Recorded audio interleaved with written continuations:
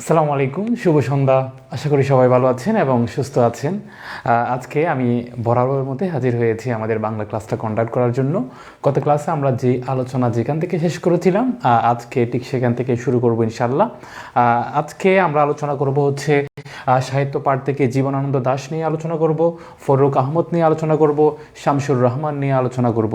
মধ্যযুগের আমরা আজকে মধ্যযুগ এগুলা শেষ করার মাধ্যমে আজকে আমাদের মধ্যযুগ শেষ হয়ে যাবে ইনশাল্লাহ। ঠিক আছে, তো আমরা যতটুকু পারতেছি, যতটুকু আমাদের প্রয়োজন জুডিশিয়ারির জন্য, ঠিক ততটুকু একদম কোর ইনফরমেশনগুলো আপনাদেরকে শেয়ার করার চেষ্টা রাখা হচ্ছে। এরপর ব্যাকরণ থেকে শব্দ প্রকরণের কিছু বিষয় দেখব, দ্বিরুক্ত শব্দ, সংখ্যাবাচক শব্দ, যেখান থেকে আমাদের প্রিলিমিনারি পরীক্ষায় প্রশ্ন আসার সম্ভাবনা খুব বেশি, যদিও বা রিটেনে তেমন সিলেবাস এখানে নেই। এরপর আমরা সারাংশ সারমর্ম নিয়ে কিছুটা পরামর্শ আপনাদেরকে দেওয়া হবে, রিটেনে কীভাবে আসলে এগুলো ফেস করতে হবে। ঠিক আছে, আশা করি সাথেই থাকবেন। ইতিমধ্যে অনেকে সংযুক্ত হয়েছেন, আবার অনেকে এখনও সংযুক্ত হন নাই। আপনাদের লাইভে ক্লাস করার প্রবণতা এবং টেন্ডেন্সি যদি বলে একটু খুব কম। দিন যতই আমাদের চলে আসতেছে পরীক্ষার সময় সন্নিকটে, ততই আপনাদের অনেকের সিরিয়াসনেসটা কমে যাচ্ছে। খুবই আসলে এটা হতাশাজনক। যারা রেগুলার ক্লাস করে শুধুমাত্র ওরাই রেগুলার ক্লাস করতে দেখা যায়, বাকিরা ক্লাস করে না। ঠিক আছে, আপনারা নিজেরা মোটামুটি একটা দিয়ে ভর্তি হয়েছেন একটা ভালো প্রস্তুতির জন্য, তো ক্লাসগুলো তো করলে ভালোই হবে নাকি। আশা করি সবাই ক্লাসে মনোযোগী হবেন। যারা সংযুক্ত হয়েছেন একটু আমাকে অ্যাসিওর করবেন সব কিছু ক্লিয়ারলি দেখা যাচ্ছে কিনা এবং শোনা যাচ্ছে কিনা। আপনারা অ্যাসিওর করলে আমরা আজকে ক্লাসে চলে যাব ইনশাল্লাহ। একটু কাইন্ডলি জানাবেন সব কিছু ক্লিয়ারলি দেখা যাচ্ছে এবং শোনা যাচ্ছে কিনা।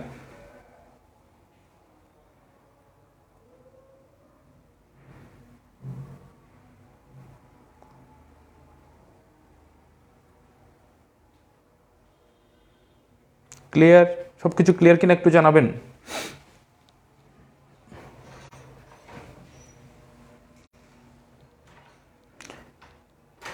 অনেকে সংযুক্ত হয়েছেন, দেখা যাচ্ছে সব কিছু ক্লিয়ার কিনা একটু আমাকে অ্যাসিওর করবেন। ক্লিয়ার স্যার, ওকে ওকে, ঠিক আছে। আজকে আমরা আলোচনায় যাচ্ছি।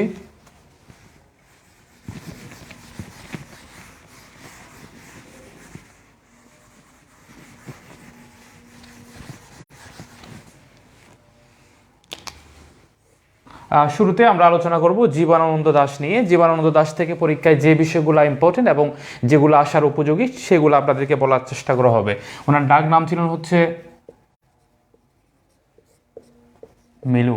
আমি এর আগেও বলেছিলাম কিছু কিছু লেখক, কিছু সাহিত্যিকের ডাক নাম থাকতো, এগুলো পরীক্ষায় বিভিন্ন সময় এসেছে, তো আপনাদের জন্য ইম্পর্টেন্ট। আর জীবনানন্দ দাশ, জসিমউদ্দিন অথবা এরকম কয়েকজন উল্লেখযোগ্য কবি রয়েছে যেগুলোর থেকে পরীক্ষায় প্রায় সময় প্রশ্ন আসে। জীবনানন্দ দাশ, শামসুর রহমান, জসিমউদ্দিন, এগুলোর থেকে প্রশ্ন আসে। So be careful about this writer. ঠিক আছে, ডাক নাম হচ্ছে মেলো এবং ওনার অনেকগুলো উপাধি ছিল, উপাধিগুলো জানা দরকার। মানে নিম্নের ইয়াকে দুশরতার কবি বলা হয়, তিমির হননের কবি বলা হয়। এরকম যদি প্রশ্ন আসে যাতে অ্যান্সার করতে পারেন, দুশরতার কবি, তিমির হননের কবি।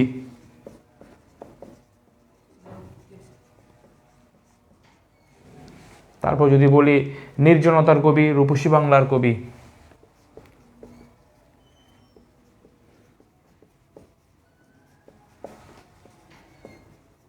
দেখেন ওনার কিন্তু অনেকগুলো উপাধি রয়েছে বাংলা সাহিত্যে। ওনাকে অ্যাট এ টাইম দুশরতার কবি বলা হয়, তিমির হননের কবি বলা হয়, নির্জনতার কবি বলা হয়, রূপসী বাংলার কবিও বলা হয়। ওনাকে নির্জনতার কবি বলেছেন বুদ্ধদেব বসু।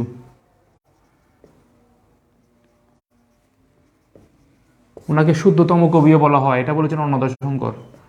শুদ্ধতম কবি অন্নদা। ঠিক আছে, তো যেটাই আসুক না কেন পরীক্ষা আপনাদেরকে পারতে হবে ওনাকে নিচের কোনটি দুশরতার কবি, তিমির হননের কবি, রূপসী বাংলার কবি, যিনি যেটাই বলুক না কেন আপনাদেরকে অ্যান্সার করতে হবে জীবনানন্দ দাশ। ঠিক আছে, this is very important for your exam, that's why Jibanananda Das থেকে পড়ার সময় একটু ভালো মতো পড়তে হবে। ওকে, এরপর যদি দেখি আমরা ওনার মায়ের নাম, সাধারণত লেখকদের মায়ের নাম এত বেশি ইম্পর্টেন্ট না। কবি হিসেবে কিন্তু আমি আবারও বলছি জীবনানন্দ দাশ খুব বেশি সমাদৃত এবং ইম্পর্টেন্টও বেশি, এবং ওনার কবিতাগুলো আসলে খুব জনপ্রিয়। আমার নিজেরও প্রিয় কবি হচ্ছে জীবনানন্দ দাশ। ওকে, ওনার মাতার নাম হচ্ছে কুসুম কুমারী দাস।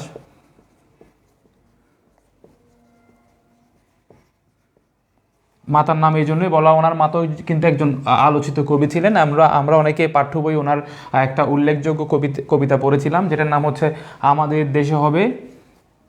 পরীক্ষায় কিন্তু বিগত বছর আসছে প্রশ্ন যে এটা নিয়ে, আমাদের দেশে হবে সেই ছেলে কবে, কথায় না বড় হয়ে কাজে বড় হবে, এরকম একটা আমরা কবিতা পড়েছিলাম। মোস্ট প্রবাবলি ক্লাস 5-এ ছিল আমাদের সময়ে, আপনারা কোথায় পড়েছেন জানি না। এই কবিতা যিনি লিখেছেন উনি হচ্ছে আমাদের জীবনানন্দ দাশের মা, কুসুম কুমারী দাস। ঠিক আছে, তো এই জাস্ট এই রিলেশনের কারণে ওনার মাও ইম্পর্টেন্ট ফর প্রিলিমিনারি এক্সাম। কুসুম কুমারী দাস, আমাদের দেশে হবে সেই ছেলে কবে, উনি ছিলেন জীবনানন্দের মা। ওকে, দ্যাটস ওয়াই ইটস ইম্পর্টেন্ট। এরপর যদি দেখি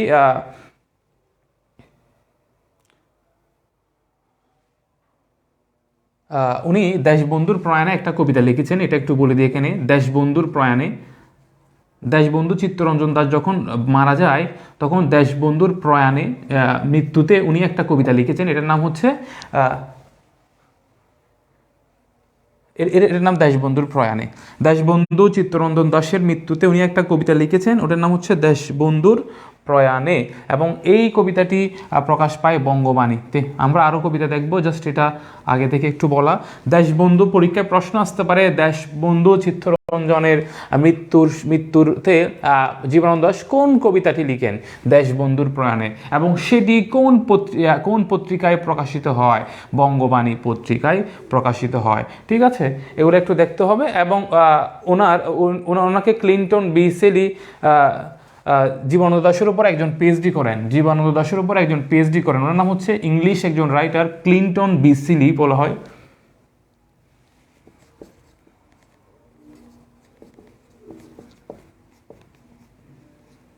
পিএইচডি করেন জীবনানন্দ দাশের উপর। পরীক্ষায় প্রশ্ন আসতে পারে জীবনানন্দ দাশের উপর কোন ইংলিশ রাইটার পিএইচডি করেন, ক্লিন্টন বি সিলি। এবং উনি জীবনানন্দ দাশ মারা যান হচ্ছে ট্রাম দুর্ঘটনায়। কি দুর্ঘটনায়? ট্রাম দুর্ঘটনায়।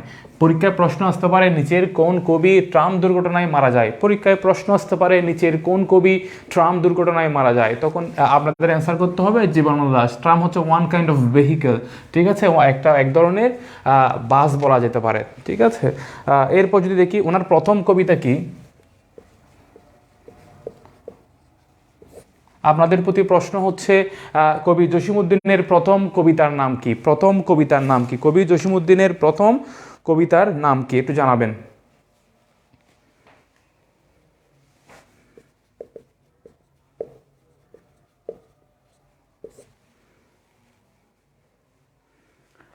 কবি জসিমউদ্দিনের প্রথম কবিতা কি একটু জানাবেন। আমরা এখন দেখলাম জীবনানন্দ দাশের প্রথম কবিতা হচ্ছে বর্ষা আবাহন। তাহলে আমরা এই ইনফরমেশনগুলো খুবই ইম্পর্টেন্ট ফর প্রিলিমিনারি এক্সাম। তো আমাদের এটার ডাক নাম কি ছিল? মিলু। ওনার উপাধি ধূসরতার কবি, তিমির হননের কবি, নির্জনতার কবি, রূপসী বাংলার কবি, শুদ্ধতম কবি। বুদ্ধদেব বসু বলেছিলেন নির্জনতার কবি এবং অন্নদাশঙ্কর বলেছিলেন শুদ্ধতম কবি। ওনার মা হচ্ছে বাংলা সাহিত্যের একজন আলোচিত ফিগার কুসুম কুমারী দাস। উনি আমাদের একটা বিখ্যাত কবিতা উপহার দিয়েছেন, আমাদের দেশে হবে সেই ছেলে কবে, কথায় না বড় হয়ে কাজে বড় হবে। এই কবিতার স্রষ্টা হচ্ছে কুসুম কুমারী দাস এবং তার মা হচ্ছে জীবনানন্দ দাশ। উনি দেশবন্ধু চিত্তরঞ্জনের প্রয়াণে মৃত্যুতে একটি কবিতা লিখেন, যেটা সেই সময়ে খুব বেশি আলোচিত হয়, সেটার নাম হচ্ছে দেশবন্ধুর প্রয়াণে, এবং সেই কবিতাটা ছাপা হয় তৎকালীন বঙ্গবাণী পত্রিকায়। ওকে, আর জীবনানন্দ দাশের উপর কোন ইংলিশ রাইটার পিএইচডি করেন যদি প্রশ্ন আসে, তখন আপনারা অ্যান্সার করবেন ক্লিন্টন বি সিলি। নিচের কোন কবি ট্রাম দুর্ঘটনায় মারা যায়? জীবনানন্দ দাশ। এগুলো হচ্ছে প্রিলিমিনারি ইনফরমেশন। হ্যাঁ, অনেকেই রাইট অ্যান্সার দিয়েছেন। মিলন গান, মুক্তি আলমগীর মুক্তা। আপনার আমি বলেছিলাম প্রথম, ওনার কবিতা জিজ্ঞেস করি নাই, প্রথম কবিতা বললাম। ওকে, মিলন গান হবে। ঠিক আছে, ওকে, এরপর আমরা চলে যাব ওনার আলোচিত সাহিত্যকর্মে।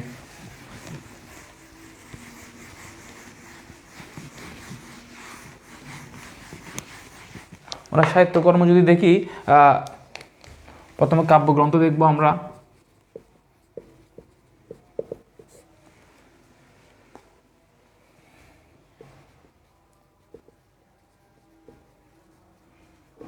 জরাপালক হচ্ছে ওনার প্রথম প্রকাশিত কাব্যগ্রন্থ।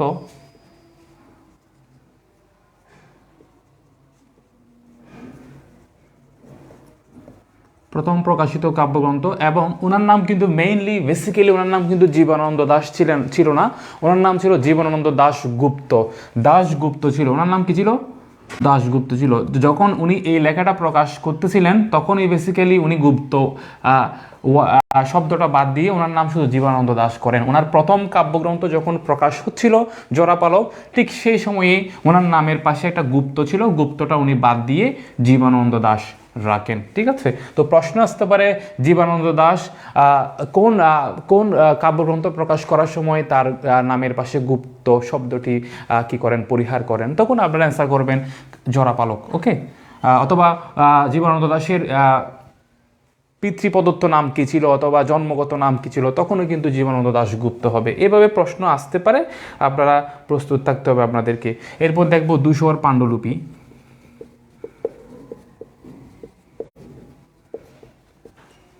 ওনার প্রতিটি লেখায় আলোচিত ধূসর পাণ্ডুলিপি হচ্ছে এই এই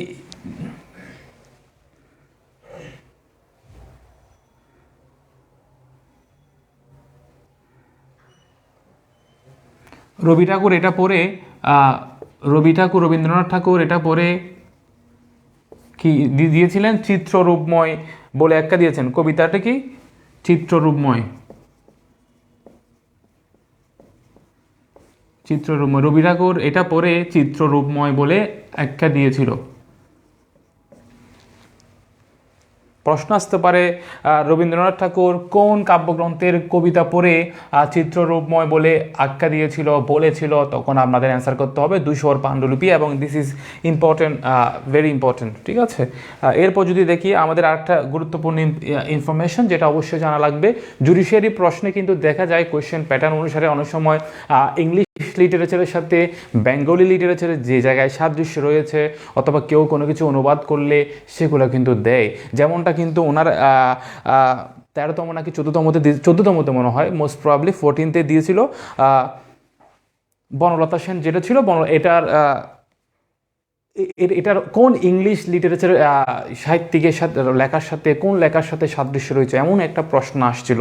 যেমনটা সেটা ছিল টু হ্যালেন, এডগার অ্যালান পো রচিত টু হ্যালেন কবিতার প্রভাব রয়েছে বলে বনলতা সেনে অনেকে মনে করে থাকেন, অথবা প্রভাব রয়েছে। তো এরকম প্রশ্ন কিন্তু জুডিশিয়ারিতে দিয়েছে। তো ঠিক তদ্রুপ এর সামনেও কিন্তু আসতে পারে এই ধূসর পাণ্ডুলিপির কবিতার সাথে ডব্লিউ.বি. ইয়েটসের ওনার একটা the falling of the leaves কবিতার সাদৃশ্য রয়েছে এখানে। The falling of the leaves সাদৃশ্য রয়েছে।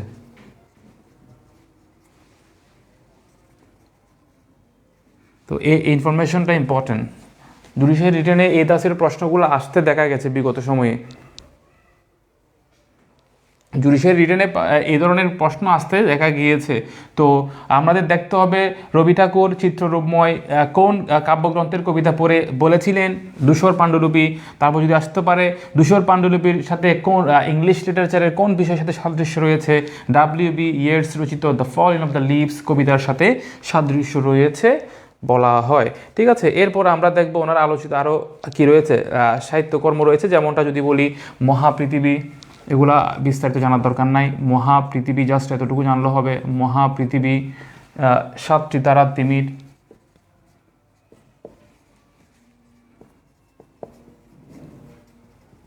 ওকে। এরপর যদি আমরা দেখি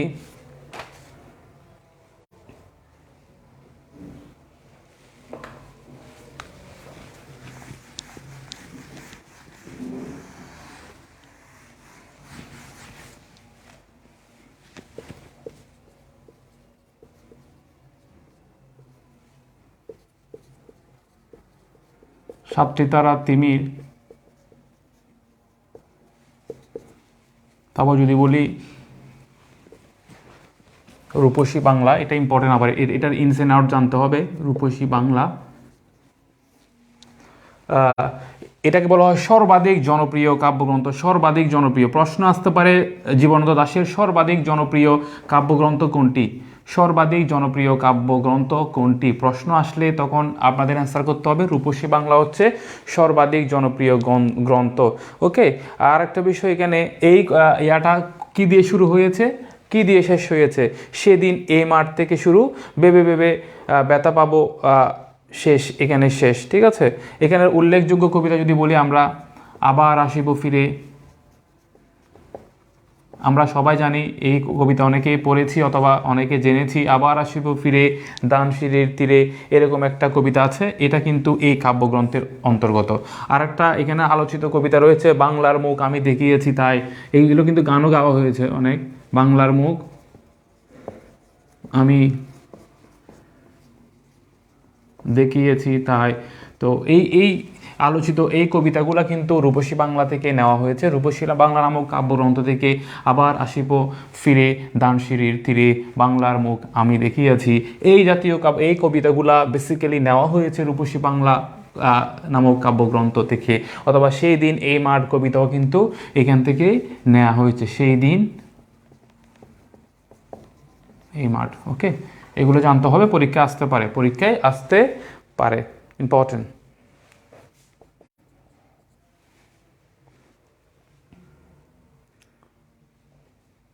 এরপর যদি দেখি ওনার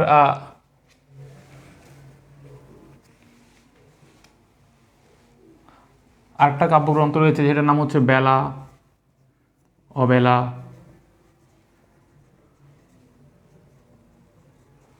বেলা অবেলা কালবেলা। তো দেখেন এই বেলা অবেলা কালবেলা, আবার যদি বলা হয় কালবেলা, আবার যদি বলা হয় সে এলো অবেলায়। তাহলে এখানে আমরা শেষ করলাম। ওনার আরও কাব্যগ্রন্থের নাম বললাম, মহাপৃথিবী, সাতৃতারা, তিমির, রূপসী বাংলা। রূপসী বাংলা হচ্ছে সর্বাধিক জনপ্রিয় কাব্যগ্রন্থ। এখানে উল্লেখযোগ্য কয়েকটা কবিতার নাম বললাম। ওকে, দেন এরপর আমরা লিখলাম হচ্ছে ওনার আরেকটা আলোচিত কাব্যগ্রন্থ হচ্ছে বেলা অবেলা কালবেলা। বেলা অবেলা কালবেলা, কিন্তু এটার সাথে কনফিউশন রেখে আপনাদেরকে প্রশ্ন দিতে পারে কালবেলা সে এলো এবেলায়, কিন্তু তিনটা যদিও আমাদের দেখতে সিমিলার মনে হচ্ছে, তিনটা কিন্তু তিনজন রাইটার কর্তৃক লেখা। ঠিক আছে, তিনজন রাইটার কর্তৃক লেখা, এই বিষয়টা একটু মনোযোগ দিয়ে দেখতে হবে। বেলা অবেলা কালবেলা হচ্ছে আমাদের জীবনানন্দ দাশের কাব্যগ্রন্থ। ওকে, কালবেলা হচ্ছে সমরেশ মজুমদারের একটি উপন্যাস। সমরেশ মজুমদার 40তম বিসিএস নাকি কোথায় আসছিল মনে হয়, মজুমদার। সে এলো অবেলায়, এটাও কিন্তু উপন্যাস। এটাও, এই দুইটা তাহলে কি উপন্যাস, আর এটা হচ্ছে কাব্যগ্রন্থ, জীবনানন্দ দাশের কাব্যগ্রন্থ। আর এই দুইটা কালবেলা সে এলো অবেলায় উপন্যাস। প্রথমটা লিখেছেন কালবেলা সমরেশ মজুমদার, সে এলো অবেলায় হচ্ছে শামসুর রহমান। ঠিক আছে, একটু এভাবে যদি যেগুলা নামের সিমিলারিটি রয়েছে, আমি আবারও বলছি, যেগুলা নামের সিমিলারিটি রয়েছে ওগুলো পড়ার সময় আপনাদেরকে অবশ্যই কানেক্ট করে পড়তে হবে, না হয় ভুলে যাওয়ার প্রবণতা খুব বেশি। ঠিক আছে, এই জায়গায় ভুল করা যাবে না। তাহলে আবারও বলছি, বেলা অবেলা কালবেলা হচ্ছে জীবনানন্দ দাশের কাব্যগ্রন্থ, কালবেলা সমরেশ মজুমদারের উপন্যাস, সে এলো অবেলায় শামসুর রহমানের উপন্যাস। ঠিক আছে, জীবনানন্দ দাশ শুধু কবিতায় লিখেন নেই, উনি একটা প্রবন্ধ লিখেছিলেন। প্রবন্ধটা কিন্তু প্রিভিয়াস ইয়ার বিসিএসে আসছে। প্রবন্ধ গ্রন্থ যদি বলি, এটার নাম হচ্ছে কবিতার কথা। কবিতার কথা, তো যেহেতু নামে আছে কবিতা, নামে আছে শেষের কবিতা, কিন্তু এটা কোনো কবিতা না। নামে আছে শেষের কবিতা, এটা কোনো কবিতা না, এটা কি উপন্যাস, রিটেন বাই রবীন্দ্রনাথ ঠাকুর। আবার নামে আছে কবিতা, কবিতার কথা, কিন্তু এটাও কিন্তু কোনো কবিতা বা কাব্যগ্রন্থ নয়, এটাও কিন্তু একটা প্রবন্ধ গ্রন্থ, যেটা লিখেছেন জীবনানন্দ দাশ। ঠিক আছে, এটাও ইম্পর্টেন্ট, কারণ দেখেন এটা বিশেষ আসছে, কেন আসছে, এটা কনফিউজ করার জন্যই আসছে। কবিতার কথা দেখলে সবারই মনে প্রবন্ধ হবে, সেটা আসবে না সাধারণত। এটা একটা প্রবন্ধ হতে পারে, এটা নাও আসতে পারে। ঠিক এই সেন্স থেকে বেসিক্যালি যারা কোয়েশ্চেন মেকার, ওটা কোয়েশ্চেনগুলো করে থাকে কনফিউজ করার জন্য। তাহলে আমরা জানছি কবিতার কথা লিখেছেন একটা জীবনানন্দ দাশ, তবে মোস্ট ইম্পর্টেন্টলি জানতে হবে এটা একটা প্রবন্ধ গ্রন্থ। এই কবিতার কথার একটি উল্লেখযোগ্য কবিতার ইয়া রয়েছে, উক্তি রয়েছে, যেটা হচ্ছে সকলেই কবি নয়, সকলেই কবি নয়, কেউ কেউ কবি। সকলেই কবি নন, কেউ কেউ সবাই কবি হতে পারে না। 2-4 লাইন লিখে ফেললেই আলাদা করে শব্দের সাথে শব্দ মিলিয়ে কিছু ছন্দ আকারে লিখে ফেললেই সেটা কবিতা হয় না। প্রতি কবিতা হতে হবে, কবিতার আলাদা কিছু বৈশিষ্ট্য রয়েছে, কবিতা আলাদা আমাদেরকে কোনো মেসেজ দিতে হবে, অথবা কোনো বিষয়বস্তুর আলোকে লিখতে হবে। ঠিক আছে, তো বলা হচ্ছে সকলেই কবি নয়, কেউ কেউ কবি। আপনাদের যেটা জানা জরুরি সেটা হচ্ছে এই উক্তিটা কোথায় করা হয়েছে, কে বলেছে? জীবনানন্দ দাশ বলেছেন। কোন কাব্যগ্রন্থ বলেছে? বললে অ্যান্সার রং, এটা হবে প্রবন্ধ গ্রন্থ। কোন প্রবন্ধ গ্রন্থ? কবিতার কথা। This is very very important. এতটুকুই। এরপর আমরা চলে যাব হচ্ছে ফররুক আহমদে।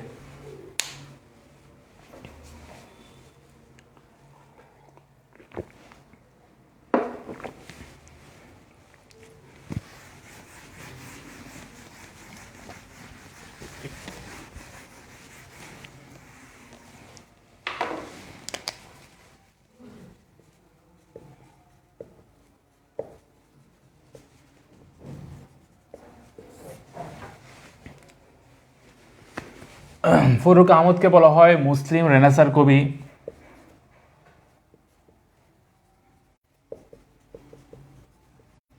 মুসলিম রেনেসার কবি, মুসলিম পুনর্জাগরণের কবি।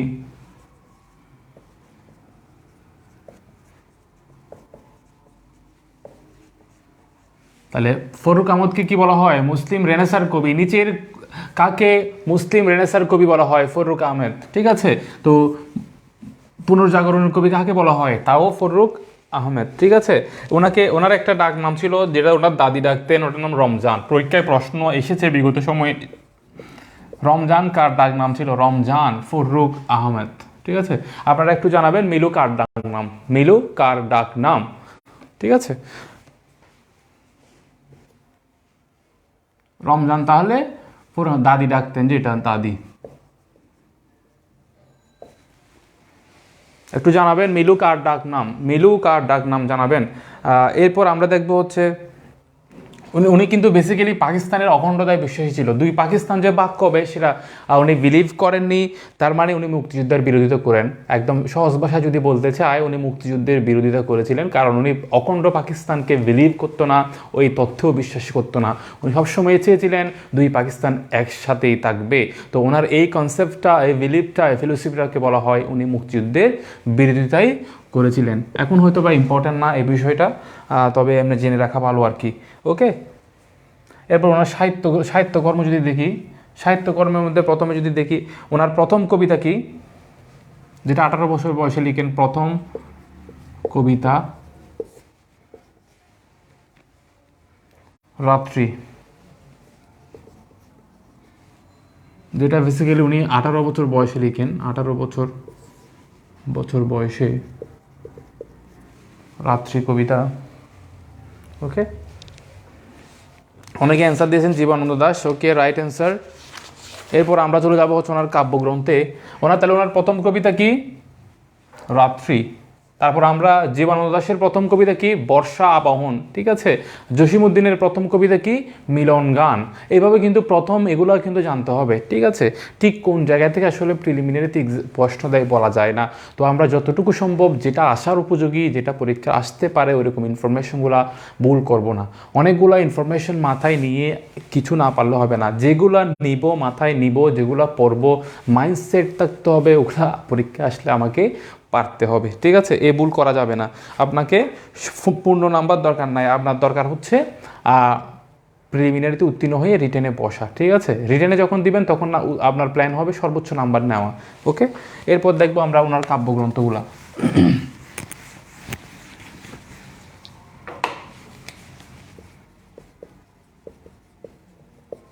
ওনার কাব্যগ্রন্থ যখন ফররুক আহমেদের নাম আসে, আমি এই গত ক্লাসেও বলেছিলাম প্রতিটা লেখক সাহিত্যিকরা কিন্তু তাদের কোনো না কোনো লেখার জন্যই আলোচিত। ঠিক তদ্রূপ এই ফররুক আহমেদ কিন্তু বাংলা সাহিত্যে আলোচিত হচ্ছে ওনার একটা আলোচিত লেখা, যার নাম হচ্ছে সাত সাগরের মাঝি। কি? সাত সাগরের মাঝি। এটা খুব আলোচিত লেখা। এবং ফররুক আহমেদ রিলেটেড যত প্রশ্ন বিগত সময়ে আসছে বিভিন্ন প্রতিযোগিতামূলক পরীক্ষায় সাত সাগরের মাঝি রিলেটেড কত সালে এটা প্রকাশিত সেটা সহ আসছে। তো আমাদের জানতে হবে সাত সাগরের মাঝি কত সালে প্রকাশিত হয়, 1944 সালে। সাত সাগরের মাঝি এটা কোন ধরনের রচনা, এটা একটা কাব্যগ্রন্থ, কে লিখেছেন? ফররুক আহমেদ লিখেছেন। এখানে মোট কয়টি কবিতা রয়েছে? মোট 19টি কবিতা রয়েছে। কয়টি কবিতা? 19টি কবিতা রয়েছে। ওকে, এরপর যদি দেখি এখানে আলোচিত কবিতা দেখেন, পাঞ্জেরি আমরা সবাই পড়েছি। পাঞ্জেরি কবিতাটা অনেকে আমরা পাঠ্য বইয়ে আমাদের একাডেমিক সিলেবাসে পড়েছি। পাঞ্জেরি, সাত সাগরের মাঝি প্রতিটাই কিন্তু আমরা পড়েছি। এটা কাব্যগ্রন্থের নাম শিরোনামে কবিতা। সিন্দাবাদ, লাশ,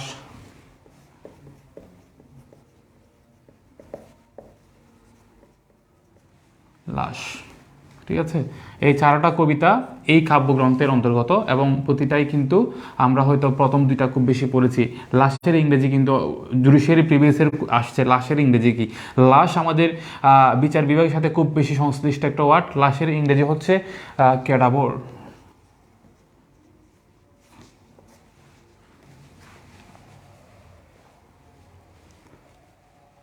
এরপর ওনার আলোচিত কাব্যগ্রন্থের মধ্যে রয়েছে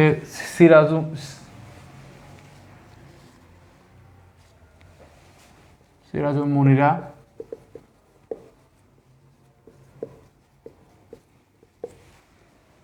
এটা বেসিক্যালি মহানবী সাল্লাল্লাহু আলাইহি ওয়াসাল্লাম ও চার খলিফার জীবনী নিয়ে লেখা হয়েছে এটা। ওকে, এরপর যদি দেখি মুহূর্তের কবিতা, ওনার আরেকটা, এটা ইম্পর্টেন্ট পরীক্ষার জন্য, কারণ এটা একটা সনেট সংকলন। পরীক্ষায় প্রশ্ন আসছে বিগত সময়ে যে নিচের কোন কবি সনেট লিখেন নাই, নিজের কোন কবি সনেট লিখেছেন, এই জাতীয় প্রশ্ন আসছে। তখন আপনাদের মনে রাখতে হবে ফররুক আহমেদ কিন্তু সনেট লিখেছেন এবং তার সনেট সংকলনের নাম হচ্ছে মুহূর্তের কবিতা। মুহূর্তের কবিতা কোন জাতীয় রচনা? এটা একটা সনেট সংকলন, মনে রাখতে হবে, সনেট সংকলন। ঠিক আছে, প্রথম সনেট কে লিখেছেন? আপনাদের একটা প্রশ্ন থাকবে, প্রথম সনেট কে লিখেছেন এবং সেই সনেটের নাম কি? সেই সনেটকে কেন্দ্র করে যে লেখাটি লেখা হয় সেটার নাম কি? একটু জানাবেন। এরপর যদি দেখি হাতেম তাই, একটা কাহিনী কাব্য।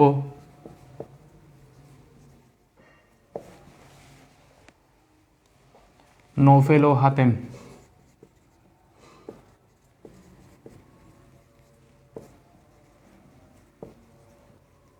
কাব্যনাট্য। এই ইনফরমেশনগুলো basically important for Farrukh Ahmad about কাব্যগ্রন্থ সম্পর্কে।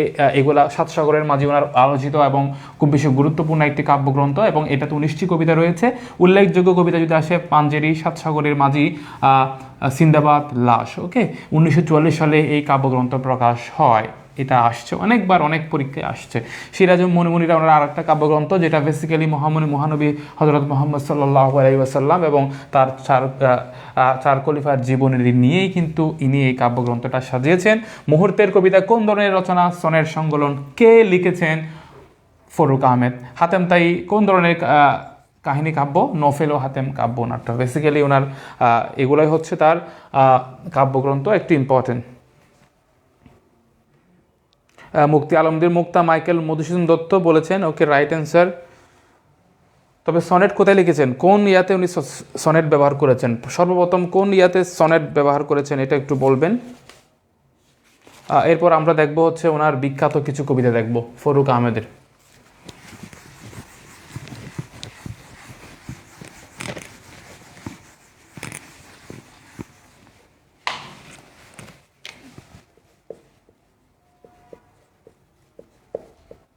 বিখ্যাত কবিতা, প্রথমটা যদি বলি উপহারটা ইম্পর্টেন্ট পরীক্ষার জন্য। নিজের বিয়ে উপলক্ষে, পরীক্ষা প্রশ্ন আসতে পারে, নিজের বিয়ে উপলক্ষে কবিতা লিখেন কোন কবি? নিজের বিয়ে উপলক্ষে কবিতা লিখেন হচ্ছে ফররুক আহমেদ এবং সেই কবিতার নাম হচ্ছে উপহার। তাহলে উপহার কবিতার প্রসঙ্গ কি? নিজের বিয়ে উপলক্ষে।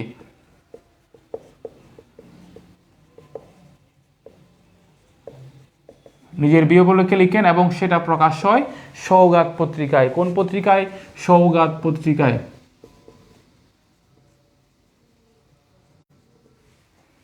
ওকে, এরপর আমরা দেখব সরণি। সরণি লিখেন একজন আলোচিত কবি আল্লামা ইকবালের মৃত্যুতে পরলোক গমনের, এটা লিখেন উনি, আল্লামা ইকবালের।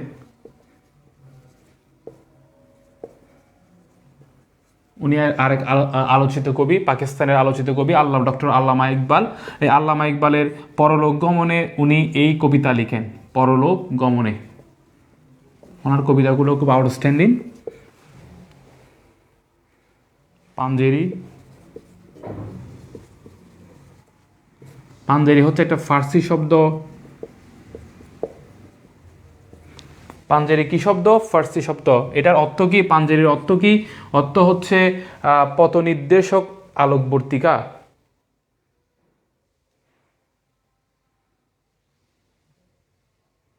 পথনির্দেশক আলোকবর্তিকা।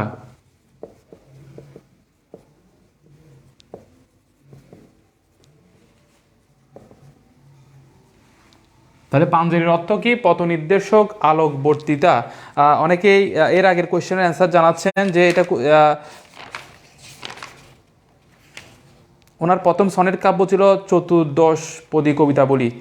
সনেট কাব্য ছিল চতুর্দশপদী কবিতাবলী, সৈয়দ স্বর্ণালী বলেছেন। ওকে, গুড।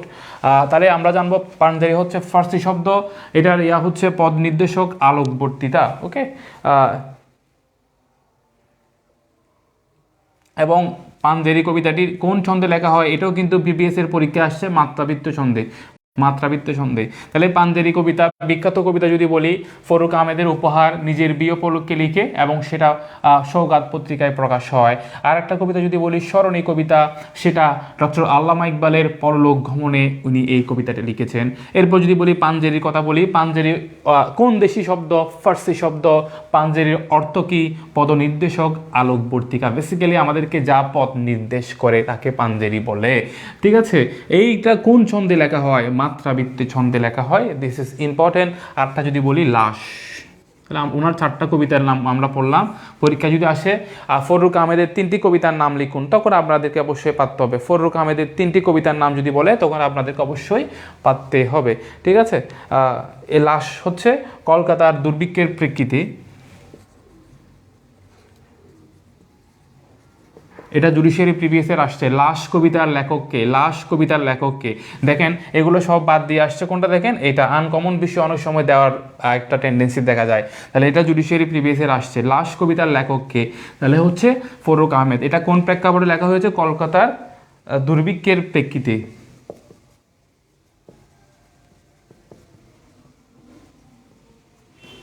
দুর্ভিক্ষের প্রেক্ষিতে। তাহলে এই কবিতাগুলা ইম্পর্টেন্ট ফর প্রিলিমিনারি এক্সাম, রিটেনও আসতে পারে, তো একটু মনোযোগী থাকতে হবে।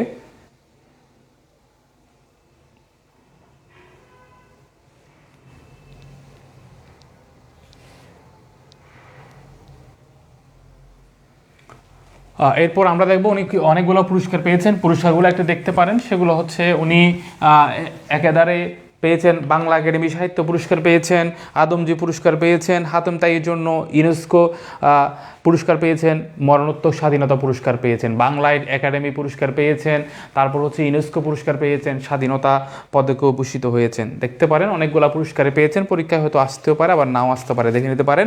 এরপর আমরা যেটা দেখব শামসুর রহমান। শামসুর রহমান,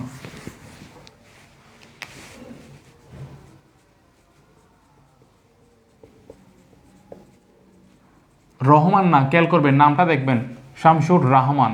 ঠিক আছে, আকার আছে এদিকে, আকার আছে, এটা মনোযোগ দিতে হবে। রহমান না, শামসুর রহমান। ওকে, উনি খুব রিসেন্টলি মারা গিয়েছেন, 1929 সালে জন্ম, 2006 সালে। অনেকে হয়তো বা ওনার মৃত্যুর সময় অনেকের ছিল। ওনার ডাক নাম হচ্ছে বাচ্চু।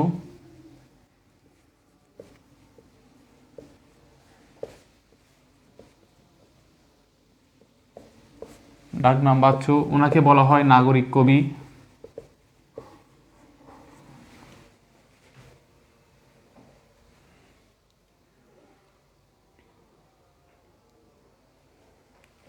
উনি মজলুম আদিব নামে লিখতেন, মজলুম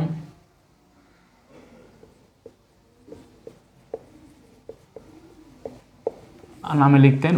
বেসিক্যালি বন্দি শিবির থেকে এই কাব্যগ্রন্থ লেখার সময় উনি লিখেছিলেন কি নামে?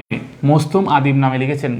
তাই প্রশ্ন আসতে পারে মজলুম নিচের কোন সাহিত্যিক মজলুম আদিব নামে লিখতেন? তাহলে সেটা হবে আমাদের শামসুর রহমান। যদি বলা হয় মজলুম আদিব নামে শামসুর রহমান তার কোন কাব্যগ্রন্থটি লিখেছেন, তখন কোন কবিতাটা লিখেছেন, তখন আপনাদেরকে অ্যান্সার করতে হবে বন্দি শিবির থেকে, বন্দি শিবির থেকে। ওকে, এটা পারতে হবে।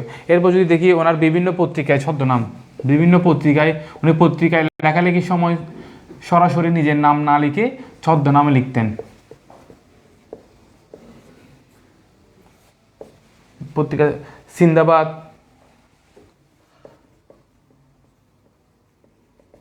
তারপর যদি বলা হয় চক্ষুমান,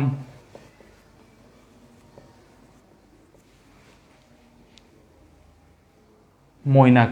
এটা কোন একটা পরীক্ষা আসছে। মৈনাক ছদ্মনামে কে লিখতেন? মৈনাক, দেখেন এটা পরীক্ষা আসছে। মৈনাক ছদ্মনামে কে লিখতেন? মৈনাক ছদ্মনামে কে লিখতেন?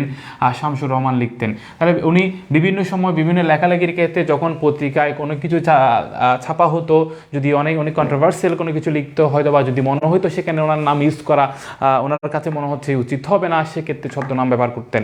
এবং সেই ছদ্মনামগুলো যেমন সিন্দাবাদ, চক্ষুমান, মৈনাক আরও অনেক ছিল। বন্দি শিবির থেকে যখন লিখেছিলেন উনি মজলুম আদিব নামটা ব্যবহার করেছিলেন। এখন এরপর আমরা চলে যাব ওনার আলোচিত সাহিত্যকর্মে। ওকে,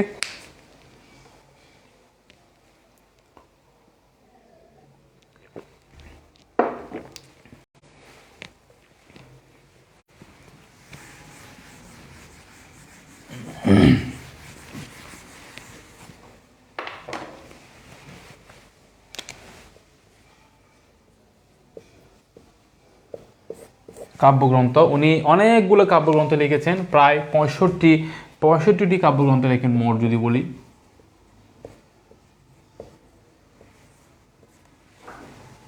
অনেকগুলো কাব্যগ্রন্থ লিখেছেন। আমরা দেখব সবচাইতে বেশি যেগুলো ইম্পর্টেন্ট কাব্যগ্রন্থ ওনার পরীক্ষায় আসছে এবং আসার উপযোগী, সেগুলো আমরা লেখার চেষ্টা করব এবং দেখার চেষ্টা করব। প্রথম যেটা যদি দেখি, প্রথম গান দ্বিতীয় মৃত্যুর আগে, ওনার প্রথম কাব্যগ্রন্থ প্রথম গান দ্বিতীয় মৃত্যুর আগে। এটা হচ্ছে প্রথম, যেমন নামেও প্রথম গান দ্বিতীয় মৃত্যুর আগে, এটা ওনার প্রথম প্রকাশিত কাব্যগ্রন্থ, প্রথম কাব্যগ্রন্থ। ওকে, এই বিষয়টা জানা জরুরি। এরপর যদি বলি এই পরীক্ষা, এটা কিন্তু পরীক্ষা আসছে, উদ্ভট উটের পিঠে। আমরা প্রায় সময় বলি কোনো কিছু আমাদের ভালো না লাগলে, উদ্ভট উটের পিঠে চলছে স্বদেশ। এটা কিন্তু এই কাব্যগ্রন্থের স্রষ্টা হচ্ছে শামসুর রহমান। ওকে, এটা পারতে হবে, আপনাদের জানতে হবে। বিশেষ করে সামরিক অভ্যুত্থানের প্রতিফলনে উনি এটা লিখেছিলেন, সামরিক অভ্যুত্থানের প্রতিফলনে 1982 সালে, 1982 সামরিক অভ্যুত্থানের প্রেক্ষাপটে, সামরিক অভ্যুত্থানের প্রেক্ষাপটের, মিলিটারি কুর প্রেক্ষাপটে তৎকালীন সময়ে উনি এটা লিখেছেন, উদ্ভট উটের পিঠে চলছে স্বদেশ। রাইট। এরপর যদি দেখি উনি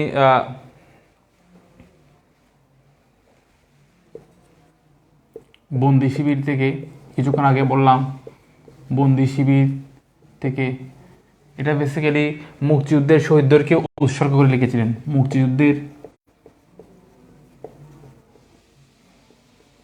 শহীদদের উৎসর্গ। তাহলে মুক্তিযুদ্ধের শহীদদের উৎসর্গ করে শামসুর রহমান কোন কাব্যগ্রন্থ লিখেছেন, তখন আপনাদের অ্যান্সার করতে হবে বন্দি শিবির থেকে।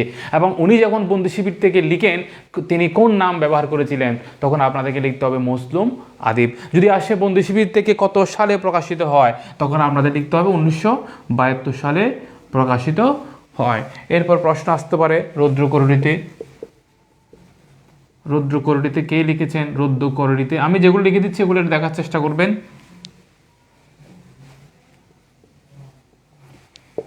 এরপর যদি দেখি বাংলাদেশ স্বপ্ন দেখে, মনে হয় 12তম জুড়ি সেটা আসছে, বাংলাদেশ স্বপ্ন দেখে আমি যদি ভুল না করে থাকি এটা 12তম জুডিশিয়ারিতে আসছে, বাংলাদেশ স্বপ্ন দেখে, এটার স্রষ্টাকে। এগুলা কিন্তু শামসুর রহমান থেকে প্রতিটা কাব্যগ্রন্থের ইনস অ্যান্ড আউট পরীক্ষায় আসবে না, শুধুমাত্র এইগুলা কে লিখছে নাম দেখলে আপনাদেরকে পারতে হবে এটা রাইটার কে। অনেক সময় কনফিউজড হতে পারেন, যাতে কনফিউজ না হন, যেগুলো খুব বেশি গুরুত্বপূর্ণ বলতেছে ওগুলো মুখস্থ করতে হবে। বন্ধু শিবির থেকে রৌদ্রগরীতে আবার কাব্যগ্রন্থে 5টা অথবা 4টা কিন্তু মুখস্থ রাখতে হবে। যখন পরীক্ষায় লিখিত পরীক্ষায় আপনাকে প্রশ্ন করা হবে 3টি কাব্যগ্রন্থের নাম লিখুন, তখন আপনি যাতে 3টি কাব্যগ্রন্থ লেখার সময় অন্যান্য রাইটার না আসে। এখন বললে এখন ইজি মনে হচ্ছে, যখন সব পড়া একসাথে হয়ে যাবে তখন হয়তো কনফিউজড হয়ে যাবেন। সেজন্য এখন থেকে প্রিপেয়ার্ড হয়ে যাবেন যে কোনগুলো লিখবেন। বাংলাদেশ স্বপ্ন থেকে 12তম জুডিশিয়ারিতে আসছে, এটা লেখককে শুধুমাত্র এরকম আসছে, এটা রাইটারকে।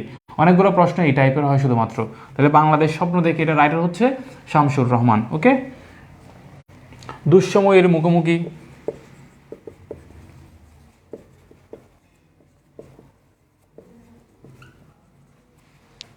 বিধ্বস্ত নীলিমা, এটাও কিন্তু ইম্পর্টেন্ট।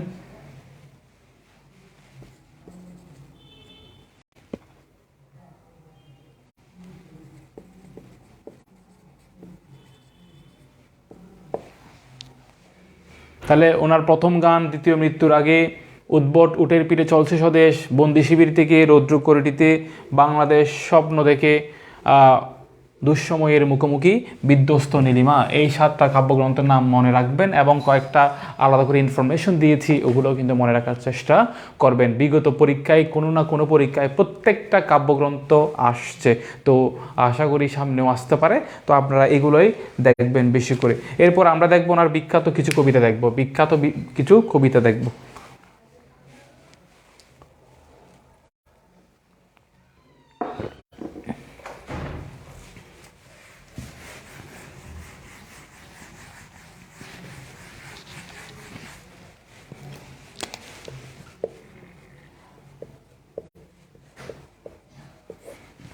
বিখ্যাত কবিতা যদি দেখি আমরা, প্রথম কবিতা যদি আমরা বলি হাতির সুর, এগুলো কিন্তু প্রেক্ষাপট দেখতে হবে। হাতির সুর ওনার একটা বিখ্যাত কবিতা। এই কবিতা এই জন্যই ইম্পর্টেন্ট, এই কবিতার প্রেক্ষাপট হচ্ছে আইয়ুব খানকে বিদ্রুপ করে এই কবিতা লিখেছেন। আইয়ুব খানকে বিদ্রুপ করে। ওকে, এরপর যদি দেখি টেলেমেকাস, এটাও ইম্পর্টেন্ট, ওনার আরেকটা আলোচিত কবিতা টেলেমেকাস।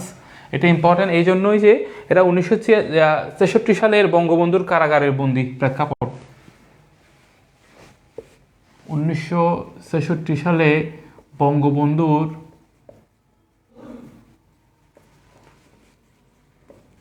কারাজীবন। তারপর যদি দেখি বর্ণমালা, আমার দুগুনি বর্ণমালা, প্রিভিয়াস ইয়ার জুডিশিয়ারিতে আসছে, এটা প্রিভিয়াস ইয়ার জুডিশিয়ারিতে আসছে বর্ণমালা আমার দুকিনি বর্ণমালা, রাইটারকে, লেখককে, এরকম আসছে বর্ণমালা আমার দুকিনি বর্ণমালার আমার দুকিনি, এটা রাইটারকে পরীক্ষায় আসছে কিন্তু দুকিনি বর্ণমালা।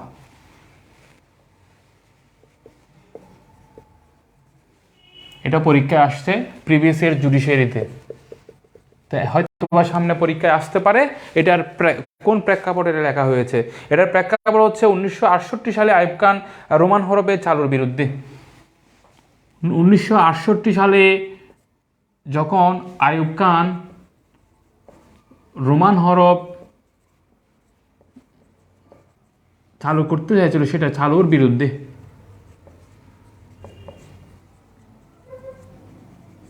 ওকে, বর্ণমালা আমার দুকিনি বর্ণমালা।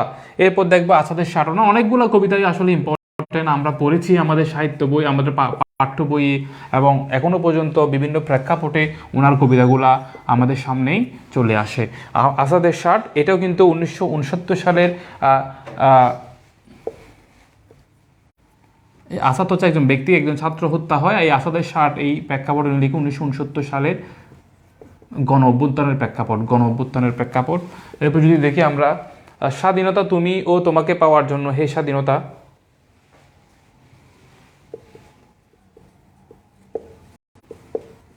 তুমি ও তোমাকে পাওয়ার জন্য হে স্বাধীনতা। এটা বন্দি শিবির থেকে নেওয়া হয়, কোত্থেকে নেওয়া হয়? বন্দি শিবির কাব্যগ্রন্থ থেকে নেওয়া হয়, আমরা পড়েছি, আমরা আমাদের পাঠ্য বইয়ে পড়েছি। এরপর যদি দেখি একটি ফটোগ্রাফ, এটাও আমরা ইন্টারমিডিয়েটে হয়তো আপনারা পড়েছেন কিনা জানি না, আমরা পড়েছিলাম একটি ফটোগ্রাফ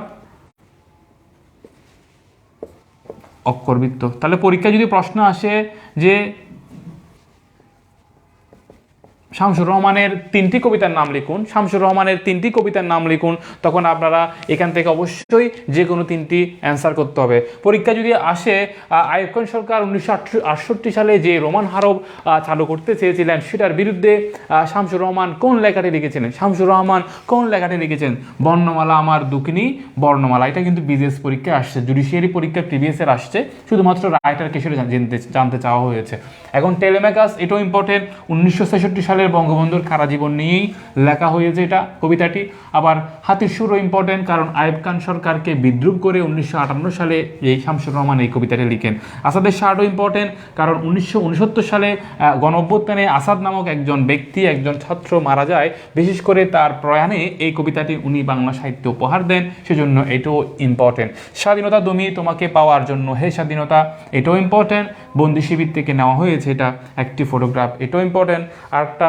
আরেকটা কবিতা আছে, তুমি আসবে আসবে হে স্বাধীনতা, এরকম একটা কবিতা আছে, এটাও ইম্পর্টেন্ট। ঠিক আছে, তাহলে যেগুলো বললাম এগুলো একটু দেখতে হবে। এরপরে আমরা দেখবো উনি 3টি উপন্যাস লিখেছেন, এগুলো একটু দেখবো।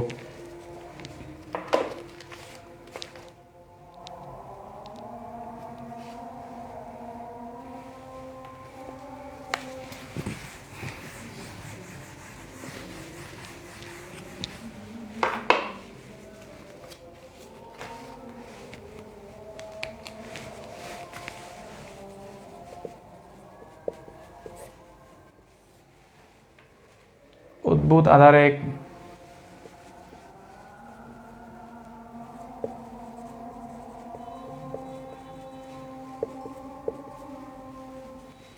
এলো সে অবলায়, কিছুক্ষণ আগে বললাম আমরা যখন পড়েছিলাম।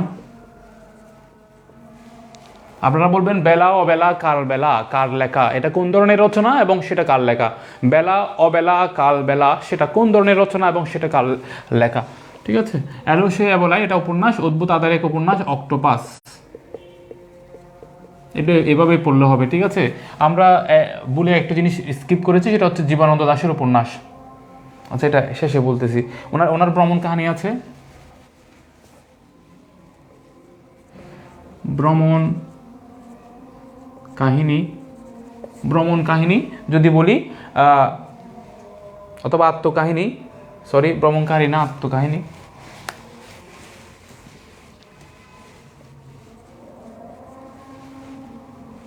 স্মৃতির শহর, কালো দুলোই লেখা।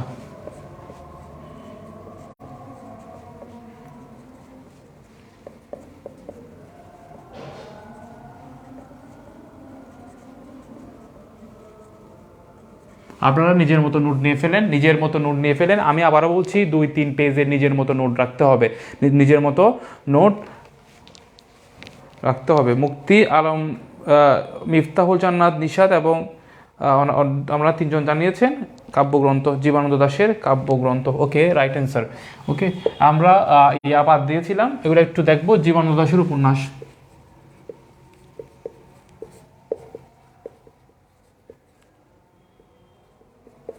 জীবনানন্দ 3টি উপন্যাস লিখেছেন। আমরা যদিও বা জীবনানন্দ দাশকে কবি হিসেবে চিনি, কবি হিসেবেই উনি বাংলা সাহিত্যে অনেক বেশি সমাদৃত, উনিও কিন্তু উপন্যাস লিখেছেন, 3টা উপন্যাসই লিখেছেন। 3টা উপন্যাসে কিন্তু প্রকাশ পেয়েছে হচ্ছে উনার মৃত্যুর পর। উপন্যাসগুলো হচ্ছে মাল্যবান, সতীর্থ, কল্যাণী। সারপ্রাইজিংলি কিন্তু ওনার এই 3টা উপন্যাসই প্রকাশ পেয়েছে মৃত্যুর পর, সবকটি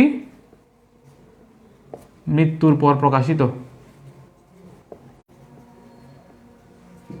ওনার জীবদ্দশায় ওনার কোনো উপন্যাসই প্রকাশ পায় নাই। পরীক্ষায় কিন্তু প্রিভিয়াস ইয়ার জুডিশিয়ারি নাকি বিসিএস আসছে জীবনানন্দ দাশের 2টি উপন্যাসের নাম লিখুন, জীবনানন্দ দাশের 2টি উপন্যাসের নাম লিখুন। তখন আপনারা লিখতে পারেন মাল্যবান ও সতীর্থ, জীবনানন্দ দাশ। হঠাৎ করে কনফিউজড হয়ে যেতে হবে যে জীবনানন্দ দাশও কি উপন্যাস লিখতে পারে, এই কনফিউশন অথবা এই সারপ্রাইজ যদি না আসে, সেজন্য আমরা আগে থেকে পড়ে নিব। তাহলে ওনার 3টি উপন্যাস মাল্যবান, সতীর্থ, কল্যাণী, সবকটি মৃত্যুর পর প্রকাশিত। শামসুর রহমানের 3টি উপন্যাস, যদিও বা শামসুর রহমান, জীবনানন্দ দাশ দুইজনেই কবি হিসেবে বাংলা সাহিত্যে অনেক বেশি সমাদৃত এবং আলোচিত, তাও কিন্তু ওনারা উপন্যাস লিখেছেন। শামসুর রহমান অদ্ভুত আদার এক, এলো সেই অবলায়, অক্টোপাস, 3টা উপন্যাস লিখেছেন। ওনারও 3টা উপন্যাস আমরা দেখতে পাচ্ছি, মাল্যবান, সতীর্থ, কল্যাণী। ঠিক আছে, এগুলো আমরা মনে রাখার চেষ্টা করব। আবারও বলছি, যারা কোয়েশ্চেন মেকার, যারা সহজ বিষয় এমন সহজ দেয় যেগুলো সবাই পারে, যেগুলো সবাই পারে সেগুলো আপনি পারলে আপনি আগায় থাকতে পারবেন না। যেগুলো সবাই পারে না এগুলো যদি আপনি পারেন, হয়তো বা 1-2 নাম্বার আপনি আস্তে আস্তে বাড়তে বাড়তে আপনি এগিয়ে থাকবেন। তো অনেক কিছু আসলে ক্যালকুলেশন করেই কিন্তু আপনি এগিয়ে থাকবেন। সেজন্য নিজেকে এখন থেকে প্রিপেয়ার করে নিতে হবে, সময় বেশি নেই। ঠিক আছে, এরপর আজকে আমরা সাহিত্য এতটুকু আলোচনা করলাম। এরপর আমরা চলে যাব হচ্ছে মধ্যযুগ সম্পর্কিত কিছু আমরা আলোচনা আমাদের বাকি ছিল, সেটা শেষ করলে আজকে আমাদের মধ্যযুগ শেষ হবে ইনশাল্লাহ। আজকে সর্বপ্রথম দেখবো আমরা অনুবাদ সাহিত্য।